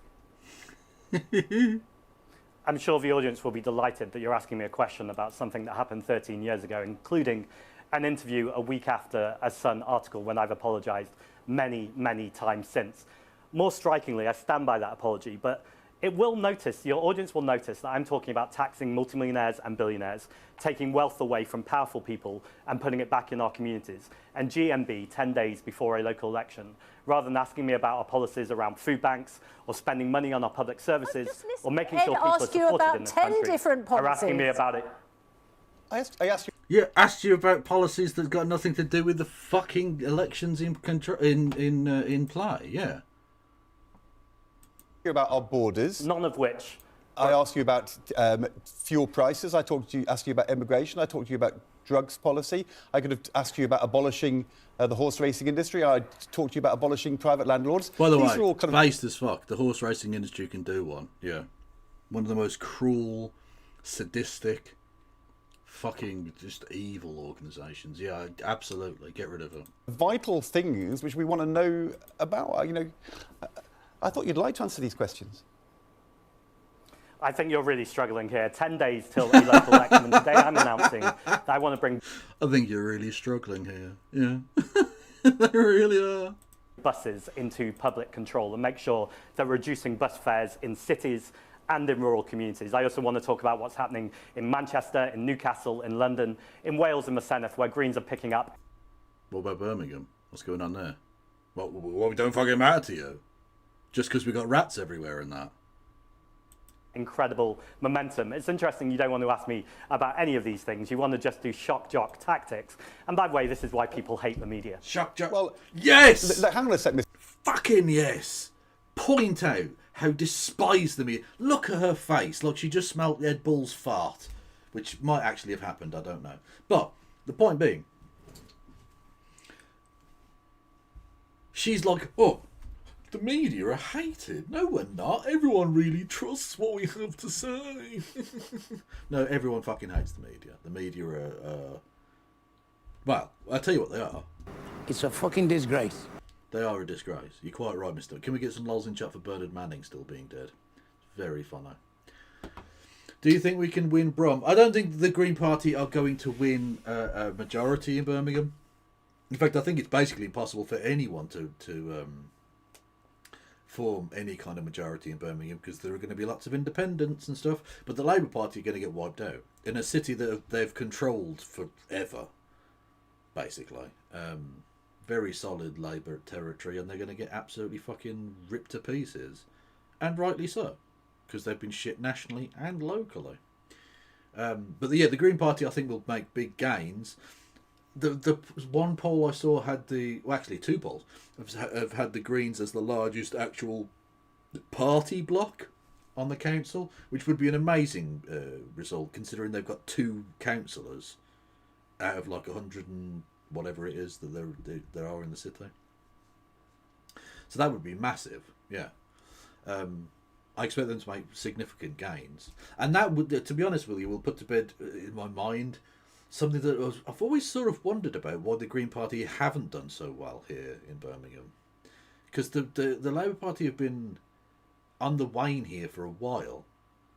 Maybe it just took I think a lot of people were like myself in that we still continue to vote Labour locally because the local council were seen as a bulwark against like Tory austerity bullshit. They were like, it's basically the best that a council can do to try and mitigate the worst effects of austerity. But honestly, they've had such a bad last sort of 2 or 3 years, really, that there's now a vacuum where people on the left want to vote for literally anyone but the Labour Party, and a lot of those people are now turning to the Greens. There'd be a lot of people who vote independent or vote like there's some sort of pro-Palestine type people that are standing in certain areas. And it's sort of, to a degree, it's sort of a microcosm, I think, across the country, in that a lot of the traditional Tory voters are now going to be voting Reform, and the Tory party are going to die. And a lot of people that voted for the Labour Party in Birmingham, which is the majority of people for a long time, are now looking for anywhere else. So there are some places that might elect like a Workers' Party of Britain candidate, and there are people that will vote for the Green Party in lots of places, and there'll be some sort of vaguely leftoid pro-Palestine people elected as well. So it'd be an interesting mixture and essentially fucking ungovernable. I don't know how we're going to form a council from this mess, but there you go. Mr. Polanski, you accused me of being a Labour cabinet minister. You are coping and seething. You are coping. You are coping and you are coping and seething. 16 years ago, and then when Susanna asked you about something you said 10 years ago, you said it's illegitimate to ask you about things you stood for. I don't think he said it was illegitimate. I think he said that people don't give a fuck about it. Also, this wasn't 16 years ago. You're married to her right now. Should I get the whole... No, Phantom. No. 10 years ago. I mean, the double standard is a bit shocking. Two of those things are not the same. Someone pretending to be a journalist who's interrogating the leader of a political party having a very... I go wherever that again. Someone pretending to be a journalist. Fuck yes. The same. Someone pretending to be a journalist who's interrogating the leader of a political party having a very strong association with a Labour government who are currently in power is very different to asking me about a story when I wasn't a politician from 13 years ago that I've apologised for repeatedly. And I'm not sure what value your audience are getting from this conversation. You didn't finish that. He's so good, man. Oh, it's so good. Yes. Yeah. Yeah, you're pretending to be a journalist. You're massively associated with the fucking current Labour government. You're literally married to one of the many war criminals in the cabinet right now. You are a Labour Party politician. You are one of their fucking client hacks in the media. Honestly, how can you not like Zach Polanski, really?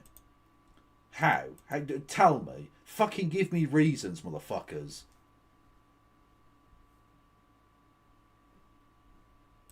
You can't. We could be having questions about the serious issues. You didn't finish that sentence, you know. Us asking you about questions about you 10 years ago pretending to increase the size of women's breasts. Very, very, very, very, very cringe. Very, very, very cringe. He asked that like it was a super gotcha, even though he's literally just answered that shit, man. Like, you just repeated the same thing she fucking said. And he was like, so huffing his own fucking dick. What the I don't even... okay, yeah, fine. Fuck it. Boom. That is a Hypno-Boob Pokemon card. Can someone send this to No Justice? Or do a Magic the Gathering one and send it to her, maybe? I don't know. Does she do Pokemon cards? She seems like the kind of nerd who would. Nerd! Yeah, the posh bird, that one, huh? Nope. Of which I said I apologised, it was wrong, and I stand by that apology. Okay. I'm not sure how many times you want to get me on my programme to apologise for that. I think most of the audience would think he's apologised, why you still... Look, it's so funny. Like, he's like, oh, do you stand by this? Do you apologise for Hypno-Boob whilst he's literally fucking dicking down a war criminal? He's absolutely fine with that. Amongst the 27 different types of Union Jack bunting in their fucking house, apparently. Yeah, you're literally married to one of the fucking war criminals who's been doing genocide. You never once asked her to apologise for that shit. Holy fuck. Still talking about this. I tell you why, Zach Plansky. It's because you'd said that you had apologised for it the next day, but in fact a week later you said you still believed it. So my question was, at what point did you decide it wasn't the case that you could do that? Don't think that is an illegitimate question. No. And you can accuse us as much as you like for not asking the questions that you want to answer. That is absolutely your prerogative. I think it is reasonable to ask you about something which you said back then, which is demonstrably untrue, and to ask you about when you did actually change your mind.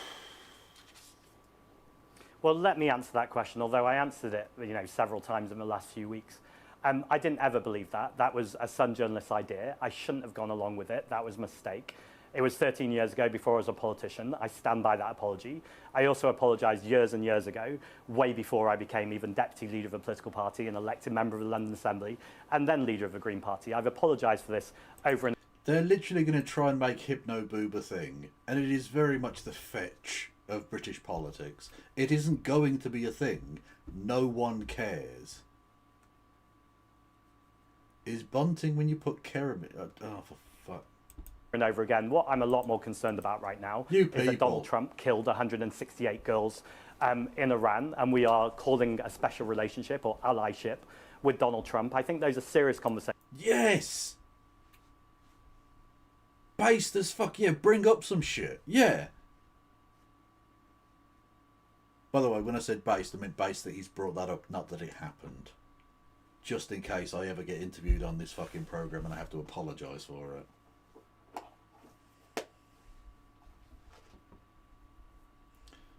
Should Zach lead into the hypno-boobing like a bust manipulatory Jesus? No. Is the serious answer to that? No, he shouldn't. Because it isn't a thing. It isn't a thing that you can do.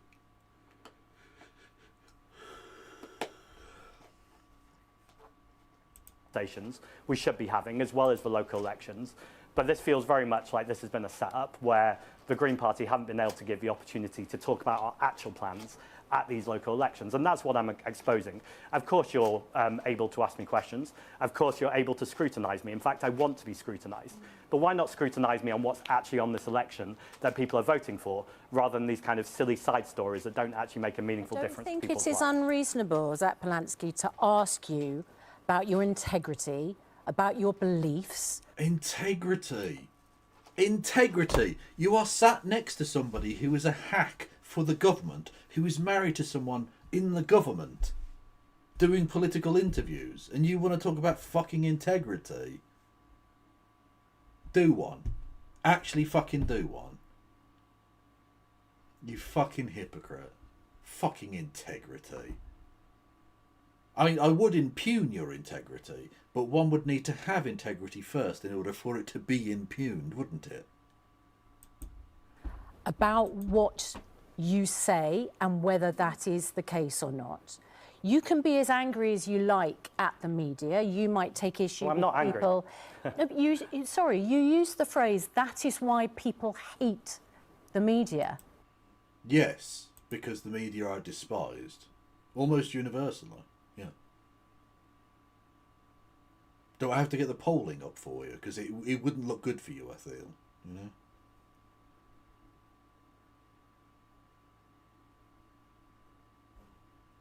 I suspect you'll have darker discourse to atone for than that, Kev. Discussion of digital interference with cadavers of heinous fuckwits, for example. Well, I was going to say this to John the Brazen. Do you wish to be associated with my toxic brand?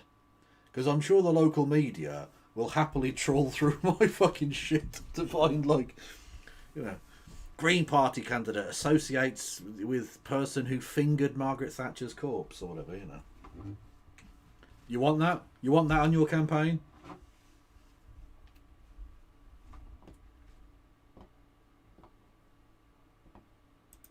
That is not the the phrase of someone who's not angry. I'm not angry because, you know, this is what I expect sometimes when I come on this programme, but also speaking to the public. I hear over and over again that actually they think political discourse in this country has really been eroded and has really been debased because far too often we're talking about Westminster bubble stories or things that are distractions or gossip, apart from the fact that people can't heat their homes, they can't put food on the table, they can't afford the bus to work. We live in the 5th wealthiest country in the world, where the 50 wealthiest families own more wealth than 34 million people. I think these are the things that we should be talking about. He's such a base motherfucker. Just put it out there. Honestly, just the power of having these statements on this platform, because it's a big, look, it's a massive, you know, national broadcast. Millions of people will have seen that. Just having that point made is so fucking worth it. And he's like the only politician saying this. I mean, to be fair, there are also like the SNP will say things like this, and Plaid Cymru. So I'll give them their credit on that, right? But like in terms of across the entirety of Britain, who are often like given platforms in a way that the SNP and Plaid Cymru aren't, because again, to the Westminster blob, Wales and Scotland, let alone Northern Ireland, are like, they're not even an afterthought. Ed Balls couldn't give two fucks. Like, he barely cares about England, outside of like London, I suppose, or whatever. He definitely doesn't give two fucks about Scotland, right?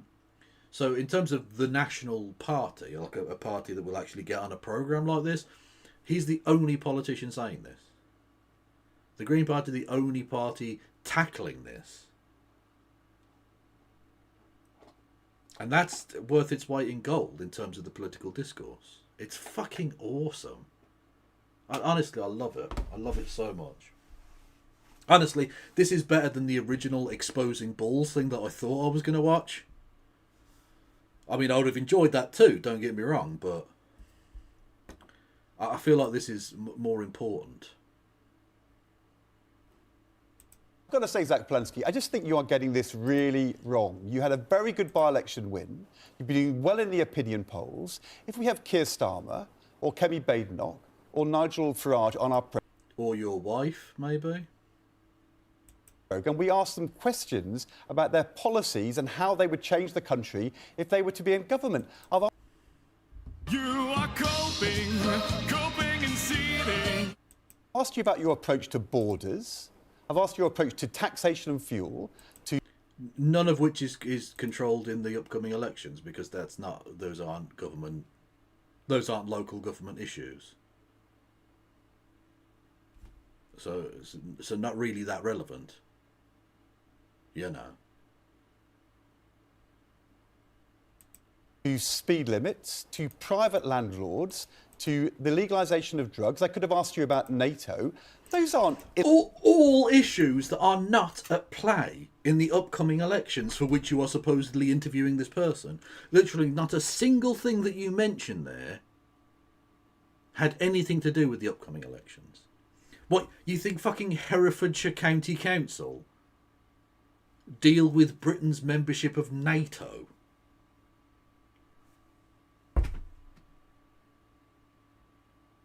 This is the political class we have. This is the journalistic fucking fourth estate. The fearless fourth estate. Defending democracy. shining light into the darkness, disinfecting our democracy. Fucking hell. With defenders of democracy like this, who needs enemies? You know? Democracy failing to manifest. Gentlemen, this is Democracy Manifest. Illegitimate questions. That's not us playing politics or being shock jockey. We're asking you serious questions. And if you don't want to answer serious questions, people will then not think you're being a serious politician. So exactly, not a serious politician like the serious politician who's seriously Prime Minister right now, who everyone fucking loves. Oh, the serious adults in the room. You're being very student politics right now. Why don't you just agree with the framing that the blob has decided for you? Honestly, and again, the media being so fucking outraged that the hatred the British people have for them is being told to them to their fucking faces, reveals everything you need to know about how self-absorbed they are. I used to think that like actors or comedians were the most self-obsessed industry. And don't get me wrong, they are very self-obsessed. But the actual worst, I think, are journalists. People who think they're so much more important than they are. Don't get me wrong, an actual functioning free media is crucial to the functioning of an actual democracy. But as we don't have either of those things in Britain, something of a moot point. Journalists in Britain are obsessed with themselves and with journalism TM. Not with actual journalism, outside of a very few, dwindlingly few, actual like investigative reporters, or indeed good comment writers. There are some of those people, we'll put them to one side. Okay? The vast majority of those who remain are just fetid garbage.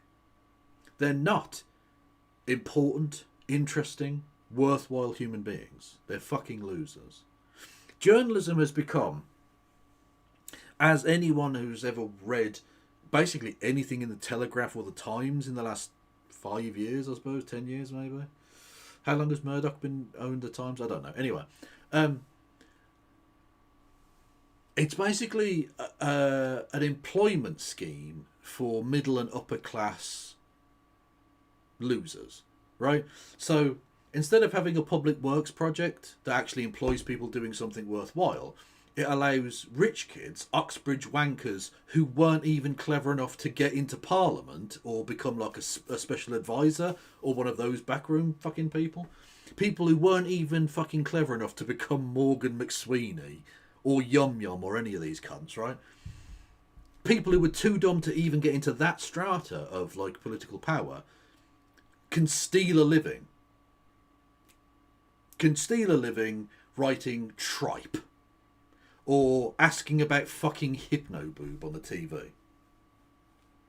That's all that journalism is in Britain. It's a works fair programme for upper class cunts. Too lazy or talentless to actually effectively do anything. Tim Stanley, perfect example. Tim Stanley is a perfect example of what I mean. Yes. An absolute fucking incompetent, a stupid human being with no creativity, originality, political nous, likability, nothing. There's nothing to him. He's just a conservative puddle of piss. That's all that man is. Steals a living writing guff. Genuinely, you could write... I think you actually could create like a kind of AI thing. I wouldn't, because AI is terrible and I would never use it. But you could create an AI like thing that could create a fake writer for the Telegraph, I think. Right? You could just come up with their name and it'd be like Timothy Bowers Chessington Smythe the Third or something. DC, MC and Bar. Or, you know, one of those fucking dumb names. And you could literally just do an algorithm and just type in like buzzwords and like culture war talking points and conservatoid shit and spew out articles. And they would be just as good as the actual thing that the human being is writing. Because essentially they're not really people. They're essentially sort of like conservative AI robots who just spew out shit about like whatever culture war shit they've been told to distract the populace with, or whatever fucking Tufton Street has told them to write. Hugo Rifkind, Camilla Tominay, Melanie Phillips, Douglas Murray. I won't... Hang on. Right. Hugo Rifkind, yes. Camilla Tominay, yes. I will actually say that both Melanie Phillips and Douglas Murray don't quite fit into what I mean. They're I think, a more insidious and dangerous set of people. Because I think they're actually far more politically competent for a start off than the other people mentioned. And they're far more right-wing. They try and hide their power levels, but like Melanie Phillips is a genocidal fascist. I've absolutely no compunction in saying that. Similarly with Douglas Murray, although he's more race-based than like the kind of ethnic supremacist Zionism of Melanie Phillips. So I don't think that's not quite what I mean when I say, you know, the kind of works-fair program for upper-class kids. They're a more dangerous, politically active subset, if you will. Kev, I need you to press play because Susanna is scolding me and I hate... Well, she's scolding Zach Polanski for telling the truth, that journalists are hated. Also, it does slightly look like someone might have stuck a finger up Ed Balls' arse, given his facial expression. It's a bit, ooh, what's that then? I imagine that is the face he pulls when he has his prostate checked by the doctor. Oh, his hand's very cold. Oof. My advice would be, answer the questions when you get asked them. Well, rather than take your advice, I want to look at the polls where the Greens right now, with the under 65s, are polling in first place. We are frequently polling above the Labour government and are often fighting for first or second place with the Reform Party. And so I think what people are seeing when they hear from me and the Green Party is a party who are serious about serving our community and tackling the climate crisis. And yes, again, I repeat, you're welcome to ask me questions, and you can ask me any questions you want. Thank you. But I think people want to know actually about my plans and the party plans in 10 days at these local council elections, where we are set to have record-breaking results. And people probably want to know what Green councillors and Green councils are going to do. Yeah, maybe. And in a word or in a phrase, you have the floor. Tell us what you wanted to be asked and what you would answer. Well, I'd want to end Rip-Off Britain, and I want to make sure that we're ending the toxic combination. Firstly, did you think being a passive-aggressive little bitch there was like a good move? Do you think coming across as a snipey little Karen was like a positive thing for you? Because that was very, very, very, very, very cringe. Very, very, very cringe. Like, you are sat next to Ed Balls tying his own dick in a knot. Actually, it's not that big, is it? Anyway, but you know, tripping over his own fucking anus in terms of political interviewing here. The guy is making himself look like such a fucking idiot. That is a stiff dick of poop. It is a stiff dick of poop. You're quite correct, Kev. Anyway, he's doing such a poor job, and yet you somehow are trying to rival him in that regard. I don't think for a second you're as bad as him, but you're not coming across well either. You're certainly taking some of the reflected shit here, and I don't know why you're trying to do that. That seems like a very strange manoeuvre on your part. Like, you're both not real journalists, but you think you'd try and pretend to be one. Because sat next to Ed Balls, look, journalistically speaking, Ed Balls is the ugly friend that you bring along to make yourself seem fitter. Trust me, I've been on both ends of that fucking endeavour. Yeah. Anyway, the point being, he's the ugly sister / brother / non-binary foggo, whatever. And yet, you are somehow managing to make yourself like seem as bad as that, or somewhere in that kind of ballpark, and that's terrible. You don't need to be doing that. Maybe this is like, can you get like sympathy pains but for shit journalism? Because I feel like that might be what's happening here. Thank you, Dr. Phil Decker, for gifting us up to the Mac Cloud. Much love.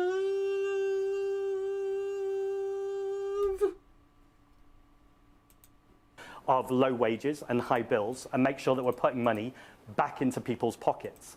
Far too often we have austerity coming from this government, underinvestment. We had it 14 years under the Conservative government and now a Labour government. What Green councillors will do is make sure that money and that wealth is going into our communities, into our public services, into our buses, and making sure we're making hope normal again. That's what a Green vote gets you in 10 days' time, and you can annoy GMB by voting Green. Well, go on, lad. Take the fight to him. Take the fight to... He's right to look like a smug little bastard there, because he earned that right. It's not true smugness if it's deserved. Absolutely. Like, even Susan's like, yeah, she knows. She knows she got fucking done there. Like, fair play.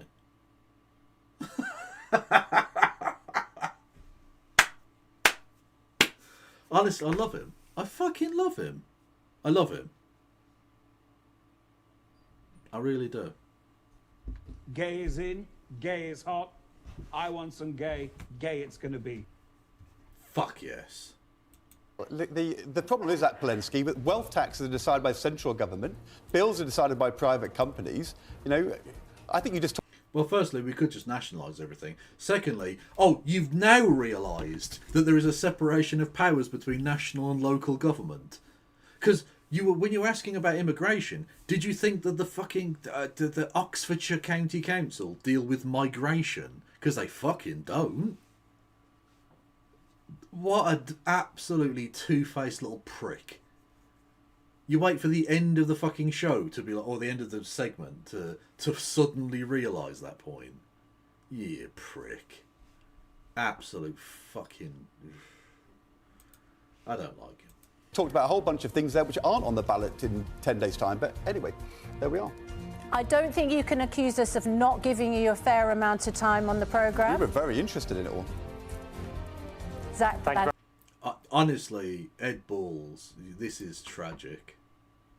And you were a shit minister, so like, how have you managed to get worse? I don't know. Anyway, if there's any better reason to not vote Labour than to annoy Ed Balls and Keir Starmer, actually, not voting Labour at the upcoming elections does the perfect job, because it's a fantastic filter to annoy all of the people who deserve to be annoyed. Keir Starmer and his sensibles thing needs to be destroyed. It needs to go away forever. And it's a perfect like filter. Voting for the Green Party especially, although you know, if you're in an area with the SNP or the Plaid Cymru or an independent or whatever, whoever can unseat some fucking Tory cunt, be it a Tory cunt with a blue rosette or a Tory cunt with a red one. Doesn't matter, they're the same thing. Like they're going about tactical voting to keep out reform. I don't see the Labour Party as keeping reform out. They're doing reform policy in a number of areas. Why the fuck would I vote for a Labour Party candidate to stop that? Like, is it the Reform Party that are taking away people's right to remain? Making it more difficult for migrants to get here? Making it less safe, not more safe? No, that's the Labour Party doing that.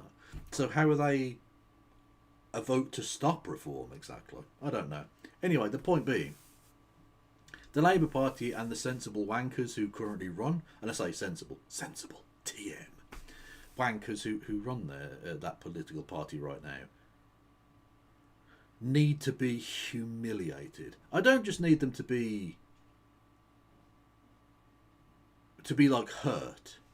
I don't need them to just get a metaphorical bloody nose. I need them to be eviscerated. I need them to be crushed. Metaphorically, of course.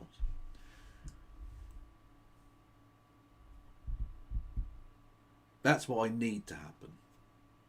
And thankfully, the polling suggests that is precisely what will happen. I will certainly be broadcasting on election night, and I cannot wait. I cannot wait. Anyway, I was going to look at another bowler hat man video, but I'm actually a little bit fucking tired. And I feel like that was a good... I feel like we got some juicy nonsense out of that. I feel like it was a bit tasty. So, I'm going to leave that for possibly tomorrow or another day, I don't know. And leave you with it. Phantom of Black. I was going to suggest something new. What were you going to suggest, Phantom of Black? Was it pigeon politician related? Because if it was, then we've ironically dovetailed the show rather well.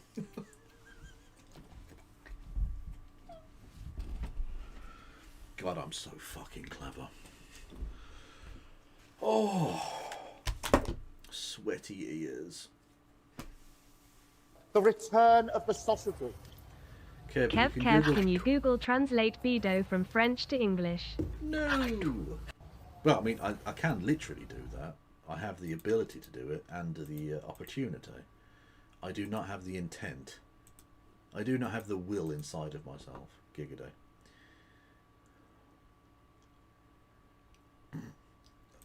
$255. I'm not broadcasting your weird fanfic.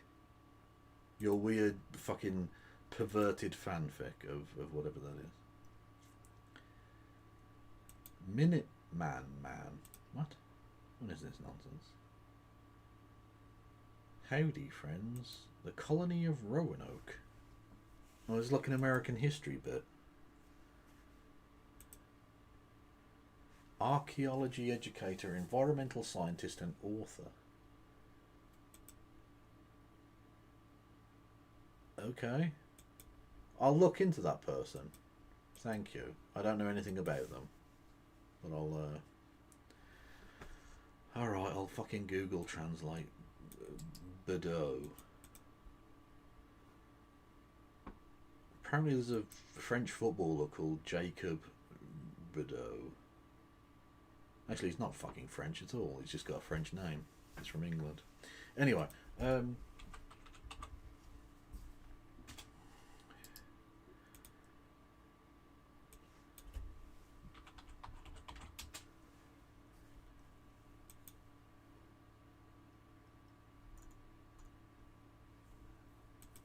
Bedo. Sorry, I misspelled it.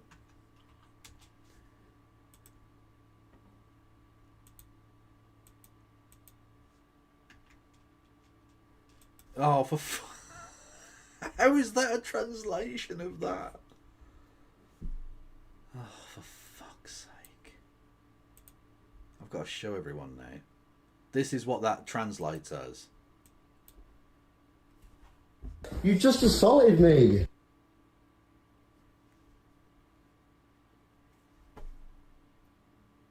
You fucking prick. How is that a translation of that? Beadle isn't a word, is it? How is that a what?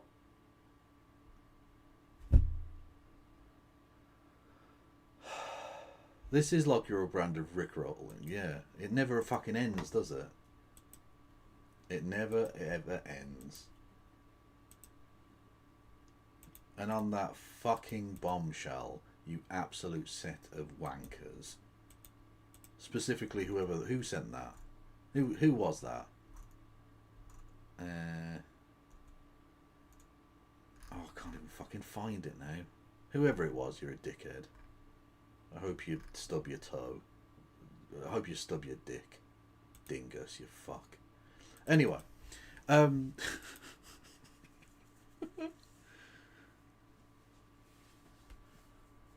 a beadle, sometimes spelled bedel, is an official who may usher, keep order, make reports and assist in religious functions. Oh, it's an actual thing then? Oh, okay. Well, thank you.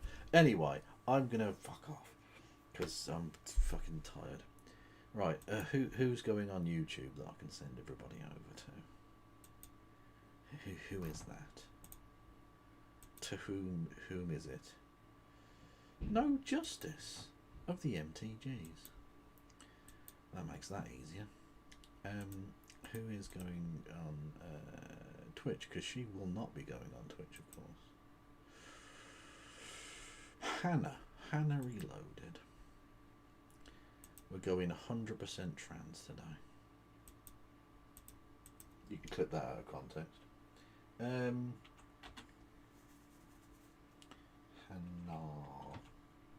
Reloaded. There we go. Okay, I'll be back